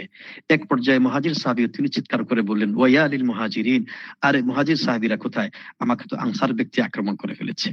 তো দুইজনের মধ্যে খুবই মারামারি ঝগড়া শুরু হয়ে গেল, দুই গ্রুপের মধ্যে, আনসার এবং মুহাজিরিনদের মধ্যে। এক পর্যায়ে হাতাহাতি মারামারি। রাসূল সাল্লাল্লাহু আলাইহি ওয়াসাল্লাম এসে বললেন, তোমাদের কি হয়েছে? মা বালু দাওয়াল জাহিলিয়া ওয়া আনা বাইনা যুহুরিকুম, এখনো পর্যন্ত তোমরা জাহিলিয়াতের হাক ডাক দিচ্ছ? এটা তো জাহিলিয়াতের ডাক। তোমরা তোমাদের ইমানি ব্যক্তিত্বকে বিসর্জন দিয়ে আবার জাহিলিয়াতের ডাক দিচ্ছ। আজকে আমাদের দাউহা ফাইন্নাহা মুনতিনা, তোমরা এটা ছেড়ে দাও, এটা জাহিলিয়াতের দুর্গন্ধ। এই ঘটনার প্রমাণ করে আমাদের মধ্যে এখনো পর্যন্ত এই জাহিলিয়াতের হাক ডাক আছে। আমরা দলের দোহাই দিই, মস্তকের দোহাই দিই, তরিকার দোহাই দিই, কিন্তু কোরআন এবং সুন্নাহ ইমানি ব্যক্তিত্বকে আমরা প্রাধান্য দিই না। যে ইমানের ভিত্তিতে আমাকে আল্লাহ রাব্বুল আলামিন আপনাকে সৃষ্টি করেছেন, ইমানের এত পাওয়ার দিয়েছেন, এটা সম্মান দিয়েছেন, এই ইমানকে আমরা সম্মান দিতে পারি না। এজন্য আমার দিনী ভাই এবং বোনদেরকে বলি, এই ইমানের বিষয়টাকে প্রাধান্য দেন। যারা ইমানদার, যাদের কাছে ইমান আছে, যাদের কাছে আল ইমানু বিল উলুহিয়্যাহ আছে, ইমান বিল আসমা সিফাত আছে, তাদেরকে সবচেয়ে বেশি ভালোবাসার ক্ষেত্রে প্রাধান্য দেব। সে যে কোনো দলের হোক, যে কোনো প্রতিষ্ঠানের হোক। এই বিষয়টা আমাকে খেয়াল রাখতে হবে। আমাদের ব্যক্তিত্বটা হবে ইমানের ভিত্তিতে, কোরআন সুন্নাহর ভিত্তিতে। এর বাইরে আমরা কোনো ব্যক্তিত্ব গ্রহণ করতে চাই না, এটা আমরা স্বীকার করি না। আশা করছি এই বিষয়গুলি আপনাদের যত বেশি পড়াশোনা করবেন, উদ্ভাবন করবেন, তত বেশি আপনাদের আমাদের সবার জাতির কল্যাণ আসবে। এরপর যে আলোচনা, তৃতীয় পয়েন্ট আলোচনা করতে চাই, আল্লাহর পথে দাওয়া, দাওয়াতু ইলাল্লাহ। এই যে এত ইলম, এত জ্ঞান অর্জন করলাম, এটা শুধুমাত্র নিজের মধ্যে সীমাবদ্ধ রাখার জন্য নয়। এই জ্ঞানটি অর্জন করার অর্থই হচ্ছে এই জ্ঞানটি গোটা বিশ্বের মানুষের কাছে বিলিয়ে দেওয়া। এই জন্য তো আল্লাহ সুবহানাহু ওয়া তাআলা যুগে যুগে নবী রাসূল প্রেরণ করেছেন। আল্লাহর বান্দাদেরকে আল্লাহ দ্বীনের প্রতি নিয়ে আসার জন্য। ওমর ইবনে খাত্তাব রাদিয়াল্লাহু আনহু খেলাফত আমলে পারস্য সম্রাটের কাছে তিনি দূত প্রেরণ করলেন, ইসলামের দাওয়াত দিয়ে দূত প্রেরণ করলেন। তো ইসলামের দাওয়াত দিয়ে যখন আমিরুল মুমিনিন, ইসলামের দ্বিতীয় খলিফা, অর্ধ পৃথিবীর যিনি রাষ্ট্রপ্রধান ছিলেন, তিনি দূত প্রেরণ করলেন। এ দূত হিসেবে গিয়েছিলেন রবিআ রাদিয়াল্লাহু আনহু। তিনি গেলেন পারস্য সম্রাটের কাছে গেলেন। তো পারস্য সম্রাট রবিআ রাদিয়াল্লাহু আনহু নেতৃত্বে এই সাহাবা کرامদের দল বলতে জিজ্ঞাসা করেছিলেন, মাল্লাযী জাআ বিকুম, কেন তোমরা আসছো এই আরব, এই মরু উপদ্বীপ থেকে, এই মরুর প্রান্তর থেকে কেন তোমরা আমাদের এখানে আসছো? কি নিয়ে আসছো? কি জন্য আসছো? তখন তিনি রাবিয়া রাদিয়াল্লাহু আনহু একটা বক্তব্য দিয়েছিলেন, জিনা লিনুখরিজাল ইবাদ মিন ইবাদাতিল ইবাদ ইলা ইবাদাতি রাব্বিল ইবাদ। আমরা আসছি টাকা পয়সা নেওয়ার জন্য আসি নাই, আমরা আসছি মানুষের প্রভুত্ব থেকে খতম করে নিয়ে এই মানুষদেরকে মহান আল্লাহর গোলামির মধ্যে নিয়ে আসার জন্যই আমরা আসছি। চিন্তা করেছেন সাহাবা کرامদের স্পৃহা, প্রেরণা, তাদের চিন্তা চেতনা কেমন ছিল?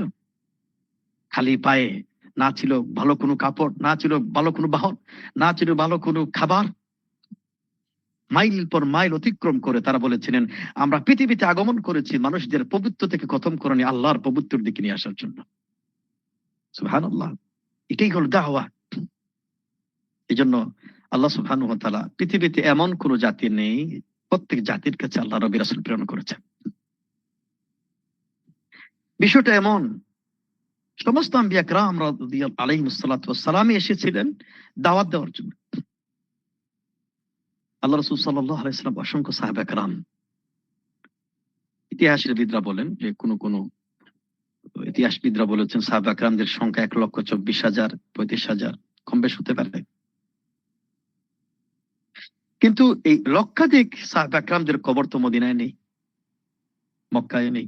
তারা কোথায় গেলেন? বাকি আল গারকাদে শুধুমাত্র 10,000 মতো সাহাবা کرام শুয়ে আছেন, এর চেয়ে বেশি নেই। তাহলে বাকি সাহাবা کرامদের সংখ্যা কোথায়?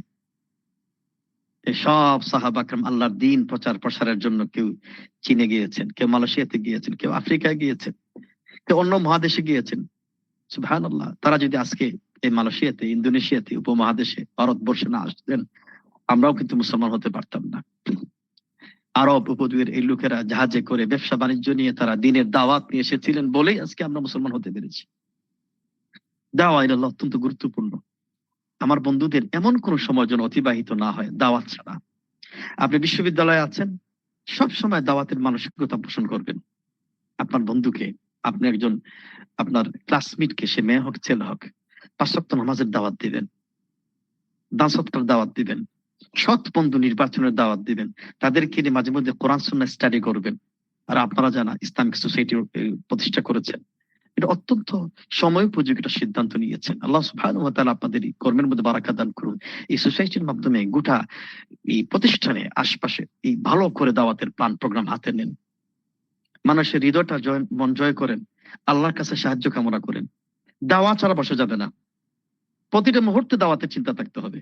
ঘুমাতে যাবেন দাওয়াতের চিন্তা, এমনকি বাথরুমে যাবেন সেই চিন্তা থাকতে হবে যে আমি দাওয়া ইলাল্লাহ নিয়ে আমি মাঠে বোধের গোড়া বেড়াতে চাই। এক মুহূর্তের জন্য দাওয়ার চিন্তা বাদ দেওয়া যাবে না। সব সময় পরিকল্পনা নেবেন, আল্লাহর কাছে সাহায্য চাইবেন। আমি আপনাদের সামনে এই বিশ্বের 2 জন বিশ্ববিখ্যাত ডক্টর, তাদের কাহিনী আপনাদের সামনে উল্লেখ করেছি এবং এই শীটের মধ্যে দিয়েছি। একজন হচ্ছেন ডক্টর আব্দুর রহমান হামুদ আস-সুমাইত রাহিমাহুল্লাহ। উনি সৌদি আরবে ছিলেন, কুয়েতে ছিলেন, কিন্তু সরাসরি সাক্ষাৎ করতে পারেনি, খুব আশা ছিল ওনার সাথে সাক্ষাৎ করার। আব্দুর রহমান আস-সুমাইত একজন সুপার ডুপার হিরো মুসলিম। আমরা তো এই যে আলবেনিয়ার অবস্থানকারী আলবেনিয়ার ক্যাথলিক জাজিকা মাদার তেরেসার কথা আমরা জানি, তার সম্পর্কে অনেক প্রশংসা শুনি। এবং আমি একটা প্রোগ্রামে গিয়েছিলাম, বিভিন্ন প্রতিষ্ঠানে যাই। ডক্টর আব্দুর রহমান আস-সুমাইত কারা কারা চেনেন? কে বলতে পারে না? তারপরে বললাম ঠিক আছে বলো তো দেখি ক্যাথলিক জাজিকা মাদার তেরেসার কথা সবাই হাত তুলে বলে আমরা চিনি। দুর্ভাগ্য এই জাতির, এই মুসলিম উম্মাহ হিরোদেরকে তারা চিনে না। তারা গায়ককে চিনে, নায়ককে চিনে, তারা গায়িকাকে চিনে, তারা মেসিকে চিনে, রোনাল্ডোকে চিনে, নেইমারকে চিনে। কিন্তু মুসলিম উম্মার যে সুপার মুসলিম এদের কাছে তারা চিনে না। এই জাতির কল্যাণ কিভাবে আসবে? আব্দুর রহমান সুমাইত রাহিমাহুল্লাহর মতো দাঈ আল্লাহ, তিনি প্রথমে কুয়েতে ছিলেন, কুয়েতের বাসিন্দা। কুয়েতে এক সময় তিনি, কুয়েত সরকার তাকে গ্রেফতার করে জেলের মধ্যে আটকে দিয়েছিল। শেষ পর্যন্ত জেল থেকে বের হয়ে তিনি আফ্রিকা চলে গিয়েছিলেন। আফ্রিকা মহাদেশে 29 বছর তিনি দাওয়াতের কাজ করেছেন এবং 29 বছর দাওয়াতের কাজ এমন ভাবে করেছেন আফ্রিকা মহাদেশের ভাষা পর্যন্ত তিনি মুখস্থ করে ফেলেছেন, গোত্রে গোত্রের ভাষা পর্যন্ত মুখস্থ করে ফেলেছেন এবং সেখানকার গোত্রগুলোর জীবন প্রণালী নিয়ে অনেকগুলি বই লিখেছেন এবং 29 বছরে তিনি 124টা হাসপাতাল নির্মাণ করেছেন, 860টি স্কুল নির্মাণ করেছেন, 204টি ইসলামিক সেন্টার প্রতিষ্ঠা করেছেন, 214টি নারী প্রশিক্ষণ কেন্দ্র প্রতিষ্ঠা করেছেন, 5700 মসজিদ তিনি প্রতিষ্ঠা করেছেন। এবং তাকে প্রশ্ন করা হয়েছে এ যাবৎ পর্যন্ত 29 বছরে আপনার কাছে কতজন অমুসলিম ইসলাম কবুল করেছে? তিনি বলেছেন এ যাবৎ পর্যন্ত আমার কাছে 1,10,00,000 মানুষ ইসলাম কবুল করেছে। আল্লাহু আকবার। তাদের সম্পর্কে আমরা জানি না। আপনারা এই কথাগুলি, তথ্যগুলি আমি ইউটিউব থেকে নিয়েছি, আমি গুগল থেকে নিয়েছি। আপনারা সার্চ করলে দেখতে পাবেন ডক্টর আব্দুর রহমান সুমাইত রাহিমাহুল্লাহ ইন্তেকাল করেছেন। কি চিন্তা ছিল, কি আবেগ ছিল দাওয়াত ইলাল্লাহ। কিছু না, আমার যারা এখানে শুনতে পাচ্ছেন আমার কথাগুলি, আপনারা দাঈ ইলাল্লাহ মানসিকতা নিয়ে কত অমুসলিম ভাই বোনেরা আপনার বিশ্ববিদ্যালয়ে পড়াশোনা করে প্রতিবেশীর মধ্যে আছে, কই কোনোদিন কি আমরা দাওয়াত দিয়েছিলাম? আমাদের দাওয়াত তো শুধুমাত্র মুসলমানদের মধ্যে সীমাবদ্ধ করে রাখছি। মুসলিম ভাইদেরকে দাওয়াত দিতে হবে, এই ইসলামের সুশীতলে ছায়াতলে তাদেরকে নিয়ে আসতে হবে, সুন্দর চরিত্রের মাধ্যমে, আখলাকের মাধ্যমে। এবং মুসলমান ভাই বোনদেরকে দাওয়াত দিতে হবে। দাওয়া ছাড়া কোন কাজ হবে না। আপনি টিফিনের সময় ইউনিভার্সিটিতে বা অন্য কোনো সময় মেসেজ করার মাধ্যমে, প্রোগ্রাম করার মাধ্যমে দাওয়াত দিতে হবে। তেমনি ভাবে ডক্টর জাকির নায়েক হাফিজাহুল্লাহ, আল্লাহ ওয়া রাআহু, আল্লাহ রাব্বুল আলামিন তাকে হেফাজত করুন, সব ধরনের ষড়যন্ত্র থেকে আল্লাহ তাকে হেফাজত করুন। বিশ্ববিখ্যাত একজন চিন্তাবিদ, তিনি ধর্মতত্ত্ব নিয়ে তুলনামূলক গবেষণা করেছেন। যিনি একজন ডাক্তার, কিন্তু এমন ভাবে তিনি ধর্মতত্ত্ব নিয়ে হিন্দু ধর্ম বলেন, খ্রিস্টান ধর্ম বলেন গবেষণা করেছেন। হিন্দু পণ্ডিতেরা পর্যন্ত, খ্রিস্টান পাদ্রীরা পর্যন্ত তাদের ধর্ম নিয়ে ডক্টর জাকির নায়েকের সাথে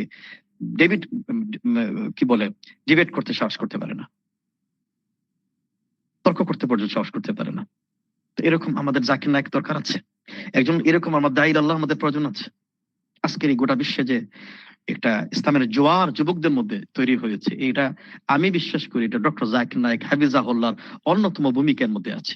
ইসলামিক টিভি তিনি প্রতিষ্ঠার মাধ্যমে গোটা বিশ্বে, বাংলা ভাষায় বলেন, ইংরেজি ভাষায় বলেন, গোটা বিশ্বের যুবকদের মধ্যে, যুবক যুবতীদের মধ্যে একটা সুপ্রভাব ফেলেছে। এরকম ডক্টর জাকির নায়েক আপনাদের মধ্য থেকে আসবে ইনশাআল্লাহ তাআলা। চিন্তা চেতনা এবং লালন করেন। সর্বশেষ চতুর্থ পয়েন্ট আলোচনা করি, আমার আলোচনার ইতি টানবো ইনশাআল্লাহ। সেটা হলো প্রশান্তির ঝর্ণা, অন্তর হৃদয়ের প্রশান্তি, হৃদয়ের প্রশান্তি। ইমামুল বুখারী রাহিমাহুল্লাহ তার পুরো কিতাবটি তিনি যখন সংকলন করেছেন, শুরু করেছেন হাদিস ইন্নামাল আমালু বিন্নিয়াত, হাদিসের নিয়তের হাদিস দিয়ে শেষ করেছেন কালিমাতানি খাফিফাতানি আলাল লিসান সাকিলাতানি ফিল মিজান সুবহানাল্লাহি বিহামদি সুবহানাল্লাহিল আযীম। মুখে হালকা, মিজানের পাল্লা ভারী, সেটা হলো সুবহানাল্লাহি বিহামদি সুবহানাল্লাহিল আযীম। এই হাদিসটি দিয়ে সমাপ্ত করেছেন।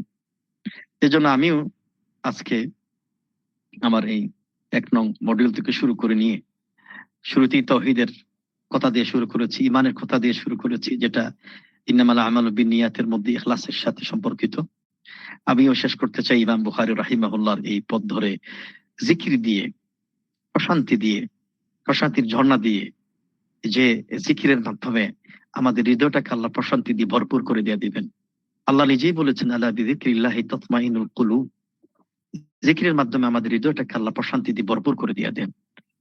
বিশ্বাস করেন, আপনি মাঝে মধ্যে খুব টেনশনে পড়ে যাবেন, আপনি জিকির করা শুরু, আস্তাগফিরুল্লাহ পড়া শুরু করে দিয়ে দেন, সুবহানাল্লাহ পড়া শুরু করে দিয়ে দেন, রাসূলুল্লাহ সাল্লাল্লাহু আলাইহি ওয়াসাল্লামের উপর দুরূদ সালাত প্রেরণ করা শুরু করে দিয়ে দেখবেন মুহূর্তের মধ্যেই, অল্প সময়ের মধ্যে আল্লাহ রাব্বুল আলামিন আপনার হৃদয়টাকে প্রশান্তি দিয়ে ভরপুর করে দিয়ে দিচ্ছেন। কারণ এই হৃদয়ের মালিক তো আল্লাহ।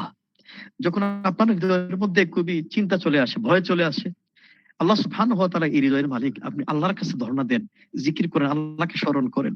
আল্লাহ নিজেই বলেছেন আলা বিযিকরিল্লাহি তাতমাইন্নুল কুলুব, আল্লাহর স্মরণে হৃদয়টাকে প্রশান্তি দিয়ে ভরপুর করে দিয়ে দেবে। আমরা তো চিন্তার মধ্যে পড়ে যাই, টেনশন পড়ে যাই, মুসিবতের মধ্যে পড়ে যাই, দুনিয়ার সবকিছুর দরজা নক করি, কিন্তু আকাশের দরজা নক করি না। এই দরজা নক করেন, এই দরজার সামনে আল্লাহর সামনে মাথা নত করেন, চোখের পানি দিয়ে আল্লাহর কাছে ধর্ণা দেন, দেখবেন আল্লাহ রাব্বুল আলামিন তিনি তার ভালোবাসা দিয়ে, প্রশান্তি দিয়ে, সাকিনা দিয়ে, সাকিনা এমনি এমনি আসে না, সাকিনটা হলো বিশেষ ধরনের প্রশান্তি। এই সাকিনাটা আসে আল্লাহর পক্ষ থেকে। আল্লাহই বলেছেন আলা বিযিকরিল্লাহি তাতমাইন্নুল কুলুব।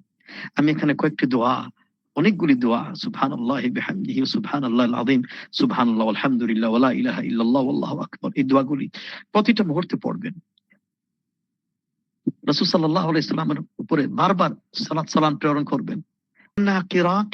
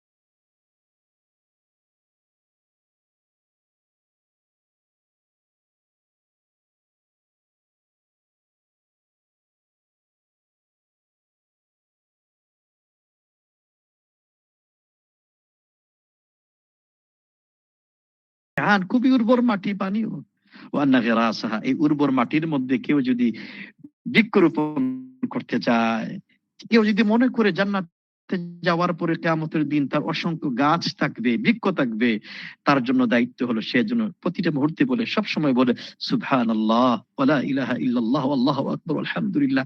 কেউ যদি একবার সুবহানাল্লাহ বললে ওই ব্যক্তির জন্য জান্নাতে একটি বৃক্ষ গাছ রোপণ হয়ে যাবে। তাহলে 100 বার বললে 100টি গাছ, 1000 বললে 1000 গাছ, 1 কোটি বার বললে 1 লক্ষ বার বললে কোটি কোটি গাছ আপনার জন্য বৃক্ষরোপণ হয়ে যাবে। সুবহানাল্লাহ। আরো অনেকগুলো দোয়া আপনাদের সামনে আমি উল্লেখ করেছি, এই দোয়াগুলি আপনারা পড়বেন, আমল করার চেষ্টা করবেন, মানে আল্লাহর কাছে ধর্ণা দিবেন, দেখবেন আল্লাহ সুবহানাহু ওয়া তাআলা কিভাবে আল্লাহ আপনাকে সাহায্য করছেন। সর্বশেষ আপনাদের এটা বলেই শেষ করে দিচ্ছি, এই সমস্ত জিকিরের মধ্যে অন্যতম গুরুত্বপূর্ণ, ফজিলতপূর্ণ, মাহাত্ম্যপূর্ণ জিকির হচ্ছে আল্লাহর কোরআন তিলাওয়াত। এর চাইতে বড় জিকির আর হতে পারে না। আপনি যখন কোরআন তেলাওয়াত করেন তখন বুঝতে হবে আপনি আপনার আল্লাহর সাথে কথা বলছেন। সুবহানাল্লাহ। আল্লাহ আপনার সাথে কথা বলছেন, ইয়া আইয়ুহাল্লাযীনা আমানু, হে ঈমানদারেরা, ইয়া আইয়ুহান নাস, হে মানুষ সকল। আবার আপনি আল্লাহকে বলছেন ইয়া রাব্বি।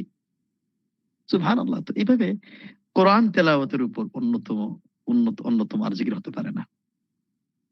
এজন্য কোরআন তেলাওয়াত আপনি, এই রমজান মাস আসছে, আমাদেরকে গত কয়েকদিন আগে বলেছিলেন যে রমজান সম্পর্কে শেষ মডিউল কিছু কথা উপস্থাপনা করার জন্য, উপদেশ দেওয়ার জন্য আমি বলছি আপনাদেরকে, কোরআন হচ্ছে, এই রমজান মাস হচ্ছে কোরআন নাজিলের মাস। আমি আপনাদেরকে বলবো, আপনাদেরকে আমাকে প্রশ্ন করেন, প্রথম প্রশ্ন এবং শেষ প্রশ্ন, যে রমজান মাসে আমাদের কার্যক্রম কি হবে, আমি একটাই উত্তর দিব, শেষ উত্তর দিব, কোরআনের সাথে থাকে। কোরআন সহি শুদ্ধ করে পড়ার চেষ্টা করেন। আমাদের মধ্যে অনেকে কোরআন তেলাওয়াত সহি না। আপনি সিদ্ধান্ত নেবেন রমজান মাসে এমন ভাবে কোরআন তেলাওয়াত করবেন, এমন ভাবে আপনাকে আপনার তেলাওয়াত শুনে মনে হবে উনি কোন মসজিদের ইমাম। এই সিদ্ধান্ত আপনাকে নিতে হবে। কতদিন যাবে কোরআন তেলাওয়াত করতে পারেন না? আপনি সুন্দর করে ইংলিশ কথা বলতে, ইংরেজি বক্তব্য দিতে পারেন, পড়তে পারেন, এটা ভালো কথা। কিন্তু যদি আপনি কোরআন পড়তে পারতে সুন্দর করে, এটা আপনার জন্য সবচেয়ে বড় সফলতা, সহি শুদ্ধভাবে। তো এক্ষেত্রে আমি আপনাদেরকে একটা অফার দিতে পারি, আমার আল বায়ান ইনস্টিটিউট, এটা আমাদের বন্ধুদেরকে আমি বলবো এই লিফলেটটা যে আপনাদের কাছে পৌঁছে দেওয়ার জন্য আমি আমার বন্ধুদের কাছে আমি গ্রুপে পাঠিয়ে দেব। এখানে আছে যে কলেজ ইউনিভার্সিটি শিক্ষার্থীদের জন্য, পেশাজীবীদের জন্য সহিহ তেলাওয়াত এখানে প্রতিদিন বাদ তারাবি রাত 11টা থেকে শুরু হবে এবং একজন প্রশিক্ষিত হুফাজুল কোরআনের প্রশিক্ষিত একজন উস্তাদকে নিয়ে এসেছি আমাদের জেনারেল শিক্ষিত ভাইদের জন্য সহিহ শুদ্ধ করে কোরআন তেলাওয়াতের ব্যবস্থা করেছি 20 দিনে। আপনারা আশা করছি যাদের তেলাওয়াত মোটামুটি ভালো তারা অ্যাডভান্স লেভেলে চলে যাবেন, আর যাদের তেলাওয়াত মোটে ভালো না তাদেরকে বেসিক লেভেলে 2টা কোর্স আকারে সেখানে আছে। আমি আপনাদেরকে অনুরোধ করব আল বায়ান ইনস্টিটিউট, সেটা সুবিধ বাজারে, এটা রমজান মাসে বিশেষ করে চলবে, তারাবির পরে, রমজান পরেও চলবে ইনশাআল্লাহ। আমি চাই আপনাদের তেলাওয়াত, ইমাম সাহেব যদি কোনোদিন মসজিদে না আসে, আপনার তেলাওয়াত হবে, আপনার তেলাওয়াতের ইমামতি আপনি ইমামতি করবেন, আপনার তেলাওয়াতের ইমামতি শুনে, আপনার ইমামতির তেলাওয়াত শুনে লোকেরা বুঝতে পারে যেন সে একজন ইমাম সাহেব নামাজ পড়াচ্ছেন। মাখরাজ সিফাত। 2 নম্বর বিষয়টা হচ্ছে কোরআনটা বুঝতে হবে আপনাকে, কোরআনটা বুঝতে হবে। কতদিন চাইবে কোরআন বুঝবেন না? প্রথম বিষয়টি বললাম কোরআনটা তেলাওয়াত করবেন, এবং আপনাদেরকে অনুরোধ জানাই কমপক্ষে এই কোরআনুল কারীমের এই তরজমা আমি আপনাদেরকে বুঝে শুনে পড়ার জন্য আমি আপনাদেরকে অনুরোধ জানাচ্ছি। যেমন কোরআনুল কারীমের এর তরজমা বুঝে শুনে পড়ার জন্য আমার কাছে এই যে আল কোরআন একাডেমি লন্ডন, আল কোরআন একাডেমি লন্ডন, এটা একটা সংক্ষিপ্ত তরজমা। আপনি এই তরজমা নিয়ে, অথবা আরেকটি বই আপনাদেরকে এটা আমি বলতে পারি, এটাও অত্যন্ত গুরুত্বপূর্ণ, এটা আমি দেখাতে পেরেছি কিনা জানি না, এইটা মহামান্বিত কোরআন, সিয়ান পাবলিকেশন। এটা শব্দে শব্দে অত্যন্ত তরবাবে, এই শব্দে অর্থ আছে এবং সরল অর্থ আছে। এই পুরো একটি কোরআন, মহামান্বিত কোরআন একটা সংগ্রহ করেন, এটা আপনার মাথার মধ্যে রাখবেন। প্রতিদিন 1 পারা কোরআন তেলাওয়াত করে পড়বেন, 1 পারা না আর বেশি করবেন, আপনি প্রতিদিন 2 পারা 3 পারা তেলাওয়াত করবেন। আপনি সিদ্ধান্ত নেবেন এই রমজান মাসে আপনি 5 বার খতম দিবেন, সপ্তাহে 3 দিনে খতম দিবেন, 4 দিনে খতম দিবেন। আর পুরো 30 পারা কোরআন একটা সিদ্ধান্ত নেন, আমি পুরো 30 পারা কোরআন এই অর্থ সহ আমি বুঝে পড়বো, তাফসীর পড়ার দরকার নেই, সময় পাবেন না। একবার পুরো 30 পারা কোরআন সিদ্ধান্ত নেন, একবার আল্লাহর এই কালাম, আল্লাহর মেসেজ, আল্লাহর বাণীটা আপনি জানেন না, আমি জানি না, শেষ করেন।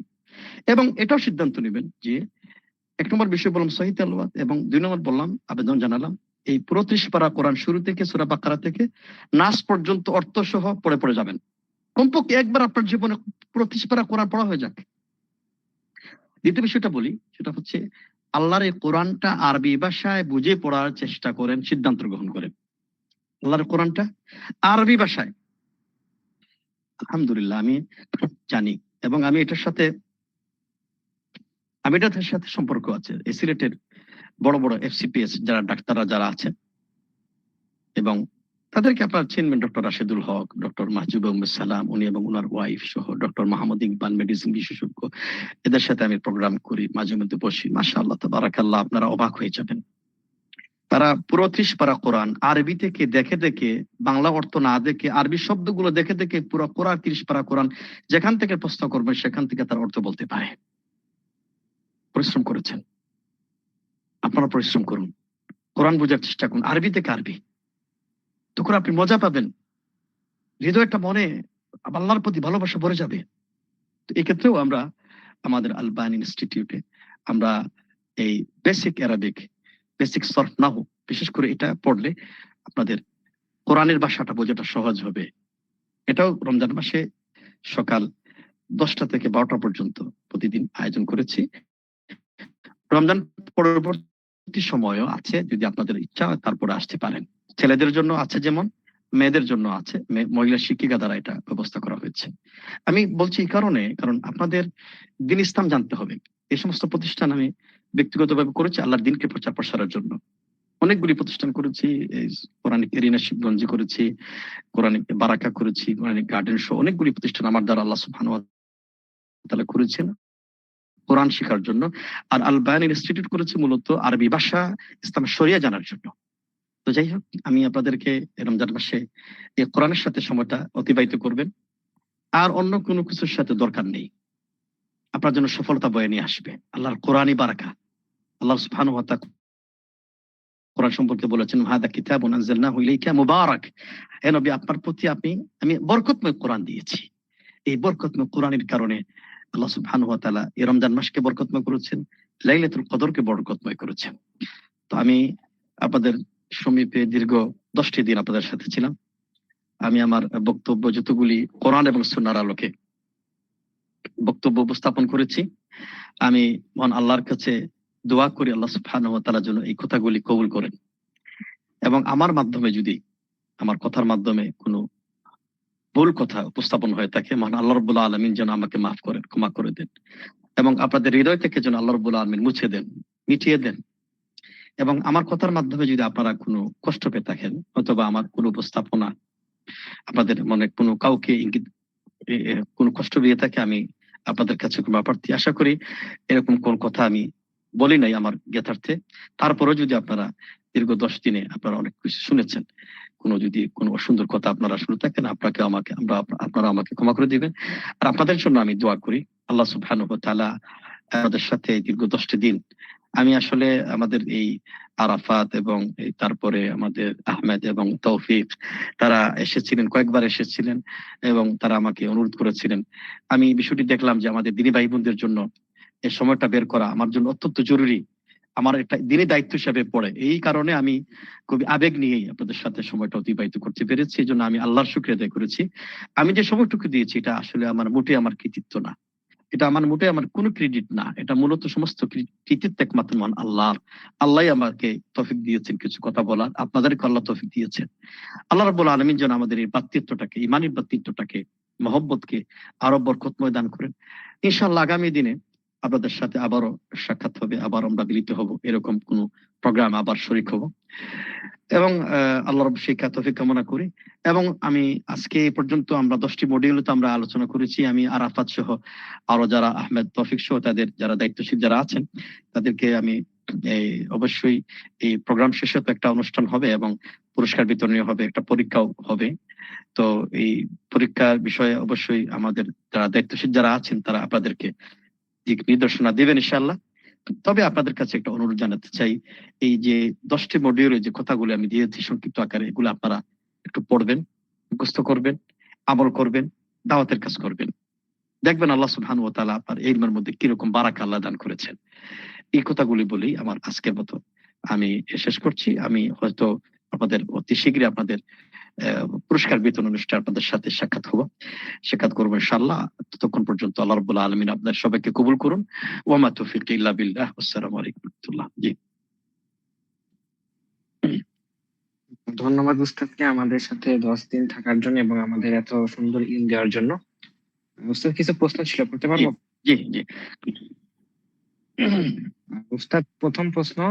আসসালামু আলাইকুম উস্তাদ, যদি বাড়ির বাহিরে ওযু ও নামাজের সময় নন মাহরাম পুরুষেরা মুখ দেখতে পারে বলে আশঙ্কা হয়, তাহলে নিকাব পরে নামাজ আদায় করলে কি নামাজ বাতিল হবে না তো? কারণ শরীয়ত অনুসারে নারীদের সালাতের সময় মুখ ঢাকা উচিত নয়। আরেকবার প্রশ্নটা। বাড়ির বাহিরে বাড়ির বাইরে ওযু ও নামাজের সময় নন মাহরাম পুরুষেরা মুখ দেখতে পারে বলে আশঙ্কা হয়, তাহলে কি নিকাব পরে নামাজ আদায় করা যাবে কিনা? কারণ আচ্ছা। শরীয়ত অনুসারে।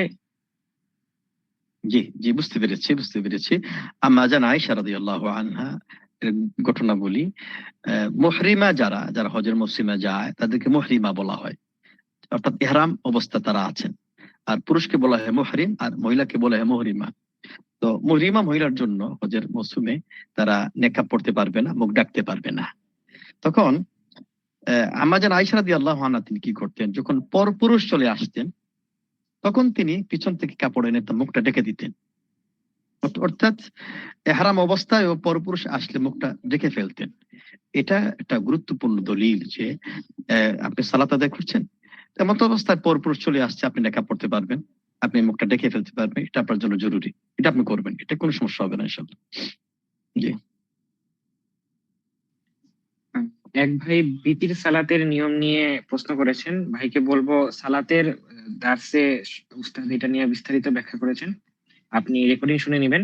ওনার দ্বিতীয় প্রশ্ন, রাসূল সাল্লাল্লাহু আলাইহি সাল্লাম মাটি থেকে সৃষ্টি হয়েছেন নাকি নূরের তৈরি? আমরা এই বিষয়ে আমরা আল ইমানু নবী রাসূলদের অধ্যায়ে আমরা আলোচনা করেছিলাম যে সমস্ত আম্বিয়া আকরাম আলাইহিস সালাতু ওয়াস সালামকে আল্লাহ সুবহানাহু ওয়া তাআলা তিনি মাটি, আদমের সন্তান, আর আদমকে আল্লাহ রাব্বুল আলামিন মাটি দিয়ে সৃষ্টি করেছেন। এই জন্য আদম আলাইহিস সালাতু ওয়াস সালাম যেহেতু তাকে মাটি দিয়ে সৃষ্টি করা হয়েছে এবং তারা মানুষ ছিলেন, এবং নবী মুহাম্মদ সাল্লাল্লাহু আলাইহি ওয়াসাল্লাম বলেছেন ইন্নামা আনা বাশার, আমি মানুষ, এই জন্য নবীরা মানুষ ছিলেন।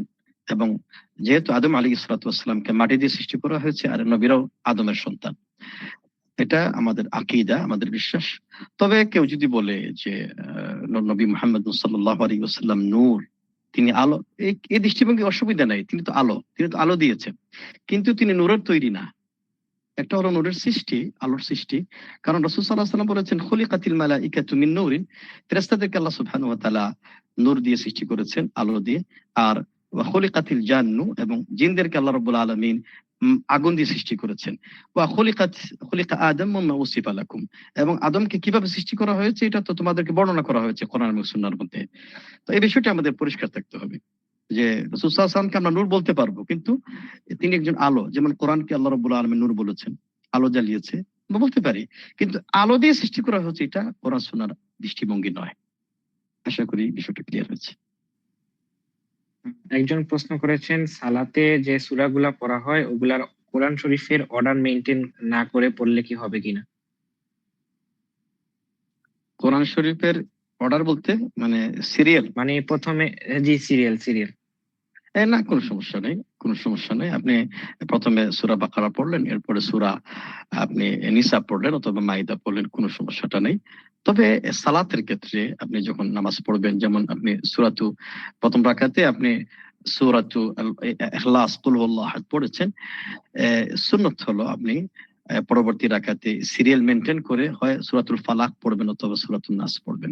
কিন্তু যদি আপনি সূরাতু আল কাফিরুন পড়েন তাহলে সিরিয়ালটা উল্টে গেল। এজন্য অনেক উলামা একরাম সিরিয়াল উল্টে গেলে মাকরুহ বলেছেন, নাজায়েজ বলেননি, মাকরুহ বলেছেন। যদিও এটা কোনো সমস্যা নাই বলে আমি মনে করি, তবে তারপরে এটা সিরিয়াল মেইনটেইন করা উত্তম। আল্লাহ সুবহানাহু ওয়া তাআলা বলেছেন ফাকরাউ মা তায়াসসারা মিনাল কোরআন, কোরআন থেকে যা সহজ হয় সেটা পড়ো। তো এই ক্ষেত্রে সিরিয়াল যদি কেউ মেনটেন নাও করে তাতে কোনো সমস্যা নেই, কিন্তু সালাতের ক্ষেত্রে আমরা সিরিয়াল মেনটেন করাটা উত্তম, জি। একজন প্রশ্ন করেছেন যে হাদিস সম্পর্কে কোনো মুসলিমকে দাওয়াত দেওয়া হলে সে যদি মনক্ষুণ্ণ হয় তাহলে কার গুনাহ হবে? তার সম্পর্কে, হাদিস সম্পর্কে মানে দাওয়াত দেওয়া হলে সে যদি, যিনি প্রশ্ন করেছেন উনি লিখছে হাদিস সম্পর্কে কোনো মুসলিমকে দাওয়াত দেওয়া হলে এটাতে সে যদি মনক্ষুণ্ণ হয় তাহলে কার গুনাহ হবে? না, প্রথম বিষয় হলো দাওয়াত, হাদিস তো আমরা দাওয়াত দিব কোরআন সুন্নাহর, তাই তো? কোরআন সুন্নাহর দাওয়াত দেব, হাদিসের দাওয়াত দিব, কোরআনের দাওয়াত দিব। এই দাওয়াত দেওয়ার পরে কেউ যদি মনক্ষুণ্ণ হয়, এটা তো আমার দায়িত্ব, আমি পালন করলাম। এখন যদি কেউ দাওয়াত এটা প্রত্যাখ্যান করে, গুনাহটা তার হবে, কেন? সে হেদায়েতের পথে আসছে না। এজন্য আপনার দাওয়াত কন্টিনিউ করুন, যাতে সে আপনার দাওয়াতকে ভুল না বুঝে। মনক্ষুণ্ণ হওয়ার তো কথা না, কারণ মনক্ষুণ্ণ হবে কেন? কারণ আপনি দাওয়াত দিচ্ছেন, আপনি তো তার ভালোর জন্য দাওয়াত দিচ্ছেন, কল্যাণের জন্য দাওয়াত দিয়েছেন। এজন্য এই বিষয়টি আরো আপনি সবর করেন, ইখতিয়ার করেন, বিভিন্ন হিকমা অবলম্বন করেন, কৌশল অবলম্বন করেন, এটা ছেড়ে দিবেন না। আর আপনার দায়িত্ব আপনি পালন করেন, আপনি সওয়াব পাবেন ইনশাআল্লাহ। আর ওই ব্যক্তি যদি প্রত্যাখ্যান করে, অকল্যাণ এবং ক্ষতি তো তার হবে, তো গুনাহ তো তার হবে। এজন্য আপনি ছেড়ে দিবেন না, হাল ছেড়ে দিবেন না, কন্টিনিউ করেন, সওয়াব পাবেন ইনশাআল্লাহ। জি উস্তাদ, এটাই সম্ভবত আমাদের আসসালামু লাস্ট আলাইকুম। প্রশ্ন। শেখ, আমার একটা প্রশ্ন ছিল শেখ, যে আমাদের আলহামদুলিল্লাহ এই মডিউলে আমরা অনেক কিছু জানতে পারলাম। শেখ, শেষবার আপনার কাছে একটা অনুরোধ, যদি ঈমান ভঙ্গের 10টি পয়েন্ট যদি সংক্ষেপে একটু বলতেন আর কি, যে 10টা মূলনীতি আছে, যদি একটু সংক্ষেপে জানাতেন। আমি বলি এই বিষয়ে ঈমান ভঙ্গের 10টি কারণ আমি সম্ভবত কিছু বই আহমদকে দিয়েছিলাম, আমার কাছে আরো কিছু বই আছে। এই 10টি কারণ আরো কিছু বই আপনারা সংগ্রহ করতে পারবেন ইনশাআল্লাহ। নওয়াকিদুল ইসলাম, ডক্টর শেখ আলীল খুদাইর, এই ঈমান ভঙ্গের 10টি কারণ আপনারা সংগ্রহ করে মুখস্থ করে পড়বেন। আমি আমাদের এই 10টি মডিউলের আলোচনায় আমি তো সময় পাইনি, এই আলোচনা করতে, কারণ সবগুলো তো নিয়েই একটা আলোচনা করতে হয়, একটা ভ্যারাইটিস একটা আলোচনা, এজন্য আমি সময় পাইনি। তো ঈমান ভঙ্গের কারণের মধ্যে আমি উল্লেখ করেছি সেটা হচ্ছে শিরকু বিল্লাহ, আল্লাহর সাথে শরীক স্থাপন করা, কুফরি করা, জাদু করা, রাসূল সাল্লাল্লাহু আলাইহি সাল্লামের শরীয়তকে প্রত্যাখ্যান করা, দ্বীন ইসলামের সাথে ঠাট্টা বিদ্রূপ করা, তেমনি ভাবে কাফেরদের সাথে বন্ধুত্ব স্থাপন করা, তেমনি ভাবে দিন থেকে বিমুখ হয়ে যাওয়া, ইসলামী শরীয়ত থেকে বিমুখ হয়ে যাওয়া, এরকম অনেকগুলি কারণ, এই 10টি কারণ উল্লেখ করেছেন। তো এই কারণগুলি আপনারা জেনে নেবেন। আমি সংক্ষিপ্ত পরিসরে আলোচনা করলাম, কারণ এই কারণগুলি জানার পরে ব্যাখ্যা বিশ্লেষণ জানার প্রয়োজন আছে, জেনে নেবেন। এবং পাশাপাশি আপনাদের প্রতি একটু অনুরোধ জানাই, আপনারা কোরআন তো পড়বেন, কোরআন পড়ার পাশাপাশি আপনারা এই যে বইগুলো সংগ্রহ করবেন, যেমন সহিহ আকীদার দিশারি, সেটা ডক্টর সালেহ আল ফাওজান হাফিজাহুল্লাহ, অত্যন্ত চমৎকার বই।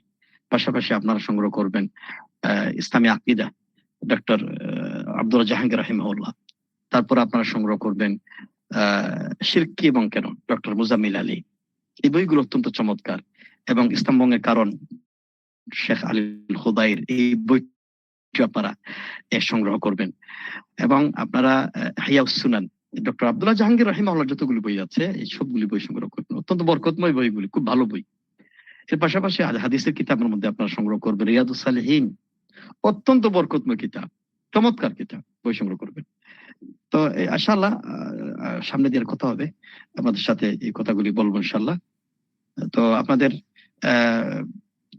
আরাফাত, এমনি আপনাদের এই কোর্সের এই পরীক্ষা নিয়ে কোনো দিক নির্দেশনা আছে কিনা? জি উস্তাদ, আমরা অফলাইনে একটা পরীক্ষা নিব, আর ডেট শিওর করে প্রশ্ন বানিয়ে আমরা এটা অফলাইনের মধ্যেই নিব। আর যদি উস্তাদ আপনার পক্ষে সম্ভব হয়, যদি রেডি করা থাকে আগে থেকে প্রশ্ন, তাহলে এটা আমাদের জন্য ভালো হয়, যেহেতু আপনি মডিউল গুলো রেডি করছেন, আপনার প্রশ্নে হয়তো বা একটু ভালো। আমি তোমাদের প্রতি অনুরোধ জানাই, তোমরা একবার আমার সাথে একটু সাক্ষাৎ করবে, কারণ জি উস্তাদ অবশ্যই সেটা হেল্প করে দিলাম, একটু আমরা সবাই মিলে একটু সুন্দর করে প্রশ্ন যে দিলাম, তাহলে আর ভালো হবে ইনশাআল্লাহ। ইনশাআল্লাহ জি উস্তাদ, আরেকটা প্রশ্ন আছে, এটা করে শেষ করে দিই। জি জি জি উস্তাদ, একজন প্রশ্ন করেছে, আসসালামু আলাইকুম উস্তাদ, আমরা তো বাংলাদেশি মানুষ, তাই হানাফি রহমতুল্লাহ আলাইহি রাহিমাহুল্লাহর মাযহাব অনুসরণ করি। রাফায়াদিন এভাবে কি করা কি হানাফি মাযহাবে করতে বলেছেন? যদি না বলে থাকেন তাহলে আমরা কি এটা করতে পারি? তার সাথে উস্তাদ আমার একটা প্রশ্ন, সেটা হচ্ছে অনেকেই বলে থাকে যে আমরা যে অঞ্চলে আছি, সাপোজ পাক ভারতে আছি, তাহলে আমাদেরকে হানাফি ফিক ফলো করতে হবে। মানে এটা কতটুকু সঠিক? যেমন ব্যক্তিগতভাবে আমি হাম্বলি ফিক ফলো করি। এখন অনেকে আমাকে জিজ্ঞেস করে, তুমি তো বাংলাদেশে আছো, তুমি হানাফি ফিক বাদ দিয়ে হাম্বলি ফিক কেন করতে গেলা? তোমার দেশের মাঝহাব তো এইটা না। তো এই ব্যাপারে যদি কিছু একটা বলতেন। প্রথম একটা কথা আপনাদেরকে বলি, আল্লাহ সুবহানাহু ওয়া তাআলা কোরআন কারীমে এবং নবী মুহাম্মদ সাল্লাল্লাহু আলাইহি ওয়াসাল্লামের মধ্যে সবসময় বলেছেন যে তোমরা আল্লাহ এবং তার রাসূলের আনুগত্য করো। আর আপনারা দেখবেন এই কথার উপরেই সব মাযহাবের উলামা একরাম, ইমাম আবু হানিফা রাহিমাহুল্লাহ, ইমাম মালিক, ইমাম শাফিঈ, ইমাম আহমদ বিন হাম্বল, তারা সবাই বলেছেন ইদা সাহাল হাদিসু ফাহুয়া মাযহাবি, হাদিস যখন পাওয়া যাবে, দলিল যখন পাওয়া যাবে, এটাই হবে আমার মাযহাব। তো কোন ইমাম বলেন নাই আমি যে বক্তব্য দিয়েছি এটা আমার মাযহাব, এটা বলেন নাই। ওনারা বলেছেন আমি একটা বক্তব্য দিয়েছি এবং এই বক্তব্যে গবেষণা করে, পড়াশোনা করে যদি তোমরা দেখো এটা হচ্ছে হাদিসের সাথে মিলে যাচ্ছে, এটাই হবে আমার মাযহাব। আর যদি আমার বক্তব্য হাদিসের সাথে মিলে না, এটা আমার মাযহাব হবে না। তো ইমাম আবু হানিফা রাহিমাহুল্লাহ নিজে বলেছেন তোমরা হাদিসের অনুসরণ করো, কোরআন সুন্নাহর অনুসরণ করো। তো আপনারা আমাদেরকে প্রশ্ন করেছেন যে আমরা কোরআন সুন্নাহর মধ্যে রাফুল ইয়াদাইনের হাদিসটা পেয়েছি, আবার ইমাম আবু হানিফা রাহিমাহুল্লাহ মাযহাবে রাফুল ইয়াদাইনের মাসলাটা নেই। এখানে যেহেতু আবু হানিফা রাহিমাহুল্লাহ তিনি ইজতিহাদ করে গবেষণা করে একটা বক্তব্য দিয়েছেন এবং পরবর্তী সময়ে আমরা রাফুল ইয়াদাইন হাদিসটি পেয়েছি, আপনি এটা আমল করবেন।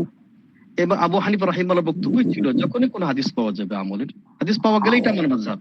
তো আপনি যখন রাফুল ইয়াদাইন করবেন, এটা রাসূল সাল্লাল্লাহু আলাইহি ওয়াসাল্লামের মাযহাব, এটাই হলো আবু হানিফা রাহিমাহুল্লাহর মাযহাব, কারণ তিনি সবসময় কোরআন সুন্নাহকে প্রাধান্য দিয়েছেন। আরেকটা বিষয় আপনাকে বলি, এই বিষয়টি যেহেতু মাসাইল, এই বিষয়টি নিয়ে আমরা কেউ যদি রাফুল ইয়াদাইন নাও করে তার নামাজটা হয়ে যাবে। কেউ যদি রাফুল ইয়াদাইন নাও করে তাহলে নষ্ট হয়ে যাবে, কারণ এটা সুন্নাহর সাথে সম্পর্কিত বিষয়। তখন আমি যদি রাফিল দান করি, আমি একটা সুন্নাহর আমল করলাম, সুন্নাহর সওয়াবটা পেলাম, এতটুকু আমাকে বিশ্বাস করতে হবে।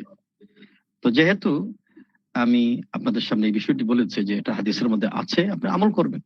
তবে হ্যাঁ, এটা যদি হয় যে আপনি এমন একটি গ্রামে গেলেন, একটি পরিবেশে গেলেন, আপনাকে যদি রফিলে দেন বা জোরে আমিন বলতে গিয়ে দেখে যে ও সে তো আসছে কোথা থেকে, নতুন একটা কিছু নিয়ে আসলো, তো এক্ষেত্রে আপনাকে হিকমা অবলম্বন করতে হবে। আমাদের উস্তাদ শেখ ডক্টর আসাদ আশ-শুওয়াইরিখ, তিনি রিয়াদের একজন বড় উস্তাদ ছিলেন, জামিয়াতুল ইমামের ইউনিভার্সিটির। তিনি বলতেন মাঝে মধ্যে আমরা যখন হাম্বলি মযহাব, সেখানে সৌদি আরবে হাম্বলি মযহাব পড়াতেন, তিনি বলতেন দেখো, ইয়াজুজু তারকু বা'দুন নওয়াফিলি লিআজলি তাহযিবিল কুলুব, মাঝে মধ্যে প্রয়োজনে কিছু নফল ইবাদত পর্যন্ত ভ্রাতৃত্বকে এস্টাবলিশ করার জন্য, ভ্রাতৃত্বকে বজায় রাখার জন্য মাঝে মধ্যে নফল ইবাদত ছেড়ে দেওয়া জায়েজ। আপনি একটা এলাকায় গেলেন, তাওহীদের দাওয়াত দাওয়াত দেওয়ার জন্য গেলেন, সুন্নাহর দাওয়াত মানে বেদাত থেকে মুক্তর সুন্নাহভিত্তিক দাওয়াত দেওয়ার জন্য গেলেন, গিয়ে দেখলেন সেখানে মানুষেরা শিরকের মধ্যে নিমজ্জিত, বেদাতের মধ্যে নিমজ্জিত। আপনার এটা সর্বপ্রথম দায়িত্ব হলো আপনাকে তাদেরকে ইমানের দাওয়াত দিবেন। আপনি তাদেরকে এই নফল আমলের যেটা উত্তম না উত্তম, যেমন আপনি রফিল আদান করলে এটা উত্তম, আর যদি রফিল আদান নাও করেন সমস্যাটা না, এটা না উত্তম কাজ করেছে, নামাজটা হয়ে যাবে। এই মুহূর্তে আপনি তাদেরকে রফিল ইদাইনের বা জোরে আমিন বলার প্র্যাকটিস করবেন না, দাওয়াত দিবেন না, কারণ তার মধ্যে তো শিরক আছে, তার মধ্যে বেদাত আছে। আপনি এই দাওয়াত দিয়ে লাভটা কি? শিরকি আকীদা লালন করে, বেদাতি আকীদা লালন করে এই সুন্নত নফলের আমল করার কোনো লাভ তো নাই। এই জন্য আপনার প্রথম দায়িত্ব হলো তাকে ঈমান শিখাবেন, তাওহীদ শিখাবেন। আর এটা যদি পরবর্তী সময়ে সুযোগ পান, একটা শিক্ষা দেবেন। এটা নিয়ে কিন্তু কোনো ধরনের বাড়াবাড়ি, কোনো ধরনের ছাড়াছাড়ি, কোনো ধরনের মারামারি, গ্রুপিং করা, এটা করা যাবে না। আপনি সৌদি আরবে যান, আলহামদুলিল্লাহ, সেখানে আপনি দেখবেন মক্কাতুল মুকাররমা, মদিনা বিশ্ববিদ্যালয়, সবাই কেউ রাফিল দান করছে, কেউ করছে না, এটা নিয়ে কোনো মারামারি নাই। কেউ ইমাম সাহেব রাফিল দান করছে আর লক্ষ লক্ষ মুসলমানের রাফিল দান করছে না, এটা কোনো মারামারি নাই। এটা সম্পূর্ণ একটা উত্তম না উত্তম মাসআলা। এটা কেন আমরা এটা নিয়ে, আমি আমার ভাই বোনদেরকে বলি, আবু হানিফা রাহিমাহুল্লাহ তিনি যেই বলেছেন যে হাদিস পাওয়া গেলে এটা আমার মাযহাব, যেহেতু হাদিসে পাওয়া গিয়েছে, এটা আবু হানিফার মাযহাব, এটা আমরা আমল করি। আর আপনি যদি বলেন না আমি আমল করব না, কোনো সমস্যাটা নাই, নামাজ তো হয়ে যাচ্ছে আপনার সব থেকে শুধুমাত্র আপনি একটু কম হয়েছে, আর আমলগুলি করেন। এই জন্য আমি বলি এটা আপনি আমল করেন, কোনো সমস্যাটা নেই। আর বিশেষ করে আপনাদের ক্ষেত্রে যারা কোরআন সুন্নাহ এই সাথে নিয়ে গবেষণা করার শক্তি সামর্থ্য নেই, আপনারা তো কোনো না কোনো আলেমকে ফলো করছেন। আপনারা তো কোরআনের সেই মূলনীতি তাসআলু আহলা যিকরি ইন কুনতুম লা তা'লামুন, যে বিষয় তোমরা জানো না সেই বিষয় তোমরা জিজ্ঞাসা করো। তা আপনারা তো মূলত যে কোনো আলেমের কাছে জিজ্ঞাসা করে আমলটা করছেন। আপনারা তো বিষয়টা এমন নয় যে হানাফি মাযহাব বা মালিকি মাযহাব প্রতিটি মাসআলা ঘাটাঘাটি করে গবেষণা করে আপনারা আমল করছেন। আপনারা শুনেছেন বিষয়টি এই মাযহাবে আছে, আপনারা শুনেছেন এই আলেম এই মাসআলার দায়িত্ব নিয়েছে, এতটুকু যথেষ্ট। উনি তার দায়িত্ব নিয়ে কোরআন সুন্নাহর আলোকে আপনাদেরকে সমাধান দিয়েছেন, এটাই যথেষ্ট আপনাদের জন্য। আর যদি এর থেকে বাড়িয়ে অগ্রসর হয়ে গবেষণা করে আপনি কোরআন সুন্নাহ বুঝে এরকম মাসআলা ঘাটাঘাটি করে গবেষণা করে আমল করতে পারেন, এটা যদি সামর্থ্য এটা করতে পারেন, পড়াশোনা করতে হবে। আমি বলতে চাই এখানে আপনি কোরআন মূল হচ্ছে আমাদের কোরআন এবং সুন্নাহর অনুসরণ। সব উলামা একরাম কোরআন সুন্নাহর অনুসরণের কথা বলেছেন, ঠিক আছে? তো আমরা সাধারণ যারা মানুষ যারা আছে সমাজের মধ্যে, সাধারণ মানুষেরা আলেমদের অনুসরণ করবেন। আলেমরা যে বিষয়ে সমাধান দিবে তিনি সেই বিষয়ে আমল করবেন। তিনি যদি হানাফি মাযহাব অনুযায়ী সমাধান দেন তিনি তার অনুসরণ করবেন। তিনি যিনি মালিক মাযহাব অনুযায়ী সমাধান দেন সেটা অনুসরণ করবেন। এটা শর্ত নয় যে তিনি যে দেশে বসবাস করেন ওই দেশেরই মাযহাব অনুসরণ করতে হবে, এটা শর্ত নয়। শর্তটা হচ্ছে কোরআন সুন্নাহ অনুসরণ করা। এটা সৌদি আরবে আপনি যান, সৌদি আরবে মালিকি মাযহাব আছে, হানাফি মাযহাব আছে, হাম্বলি মাযহাব তো শুধুমাত্র রিয়াদ এবং আল কাসিমে নাজদের মধ্যে। মদিনাতুল মুনাওয়ারা আশেপাশের এলাকা এটা তো হানাফি এবং মালিকি মাযহাব প্রসিদ্ধ। মিশরে তেমন আছে। তো এটা তো কোনো সমস্যাটা নাই। আপনি মূল হচ্ছে আপনি কোরআন সুন্নাহকে অনুসরণ করবেন, কোরআন সুন্নাহকে ফলো করবেন। কোরআন সুন্নাহ যেদিকে যাবে সেদিকে আপনি যাবেন। তবে এই বিষয়টি তো এটা যোগ্যতা এবং অযোগ্যতার বিষয় সম্পর্কিত। আপনার যদি সেই যোগ্যতা হয় আপনি কোরআন সুন্নাহ ঘাটাঘাটি করে আপনি চেষ্টা করুন, ব্যক্তিগত পারেন, না পারলে আপনাকে একজন বিজ্ঞ যোগ্য আলেমের অনুসরণ করবেন, তিনি তার নিজের দায়িত্ব নিয়ে সেটাই সমাধান আপনাকে দিবেন। আমি ব্যক্তিগতভাবে মনে করি, বারবার বলি যে আমরা ইমানের বিষয়ে প্রাধান্য দেই, সুন্নার বিষয়ে প্রাধান্য দেই, শিরকের বিষয়ে সতর্ক থাকি, বেদাতের বিষয়ে সতর্ক থাকি। আর এই যে নফল আমল যেগুলি উত্তম এবং নানুত্তম মাসআলার ব্যাপারে আমরা যেন এটা নিয়ে তেমন কোনো তর্ক বিতর্ক আমরা মনোমালিন্য না করি। আমরা প্রত্যেকেই যারাই নামাজ করছে, আমি একটা কথা বলি শেষ করি, এই চার মাযহাবের যে ফিকহি, এই চার মাযহাবের চার ইমাম কিন্তু ইমানের বিষয়ে, আকীদার ক্ষেত্রে, তাওহীদের বিষয়ে একমত পোষণ করেছেন, কোনো ইখতিলাফ নাই। এটা ইমাম আত-তাহাউয়ি রাহিমাহুল্লাহ, আকীদা আত-তাহাউয়ি, এটা গোটা বিশ্বের মধ্যে পড়ানো হয়, জামাতের ইমাম সহ গোটা বিশ্বের আরব দেশে পড়ানো হয়। এটা হলো হানাফি মাযহাবের আকীদার কিতাব, ফিকহুল আকবার ইমাম আবু হানিফার কিতাব। তো এই আকীদার ক্ষেত্রে কোনো ইমাম কিন্তু ইখতিলাফ করেননি, ফিকহি বিষয়ে ইখতিলাফ করেছেন, এক একজন আলেম এক একটা বুঝেছেন। এখন ফিকহি বিষয়ে যদি কোনো চার মাযহাবের কোন মাযহাবকে ফলো করেন, ইনশাআল্লাহ বিইذনিল্লাহি তাআলা সে পথভ্রষ্ট হবে না, সে জান্নাতে যেতে তার বাধা সৃষ্টি হবে না। সে অবশ্যই এই মাযহাব, এই চার ইমামের ইমানের বিষয়ে যদি তারা, আকীদার বিষয়ে তারা ফলো করেন এবং ফিকহি মাসআলা মাসাইলগুলি মাযহাব অনুযায়ী যদি আমল করে ফেলেন, তাতে কোনো সমস্যা হবে না ইনশাআল্লাহ। বিষয়টি হচ্ছে উত্তম ফিকহি মাসআলা মাসাইলের ক্ষেত্রে উত্তম নানুত্তমের বিষয়। আমরা গবেষণা করে বিষয়টি বললাম যে আপনি এই বিষয়টি কোরআন সুন্নাহর মধ্যে পাওয়া গিয়েছে এবং ইমামরাও বলেছেন ইযা সাহাল হাদিস, হাদিস পাওয়া গেলে তো এটা আমার মাযহাব, আপনারা এটা ফলো করবেন, এটা আমাদের ঈমানের দায়িত্ব, যেহেতু আল্লাহ এবং তার রাসূল বলেছেন আতিউল্লাহ আতিউর রাসূল। তো আশা করছি আপনারা বিষয়টি অনুধাবন করতে পেরেছেন। আল্লাহ রাব্বুল আলামিন আমাদেরকে সঠিক বিষয় অনুধাবন করার তৌফিক দান করুন।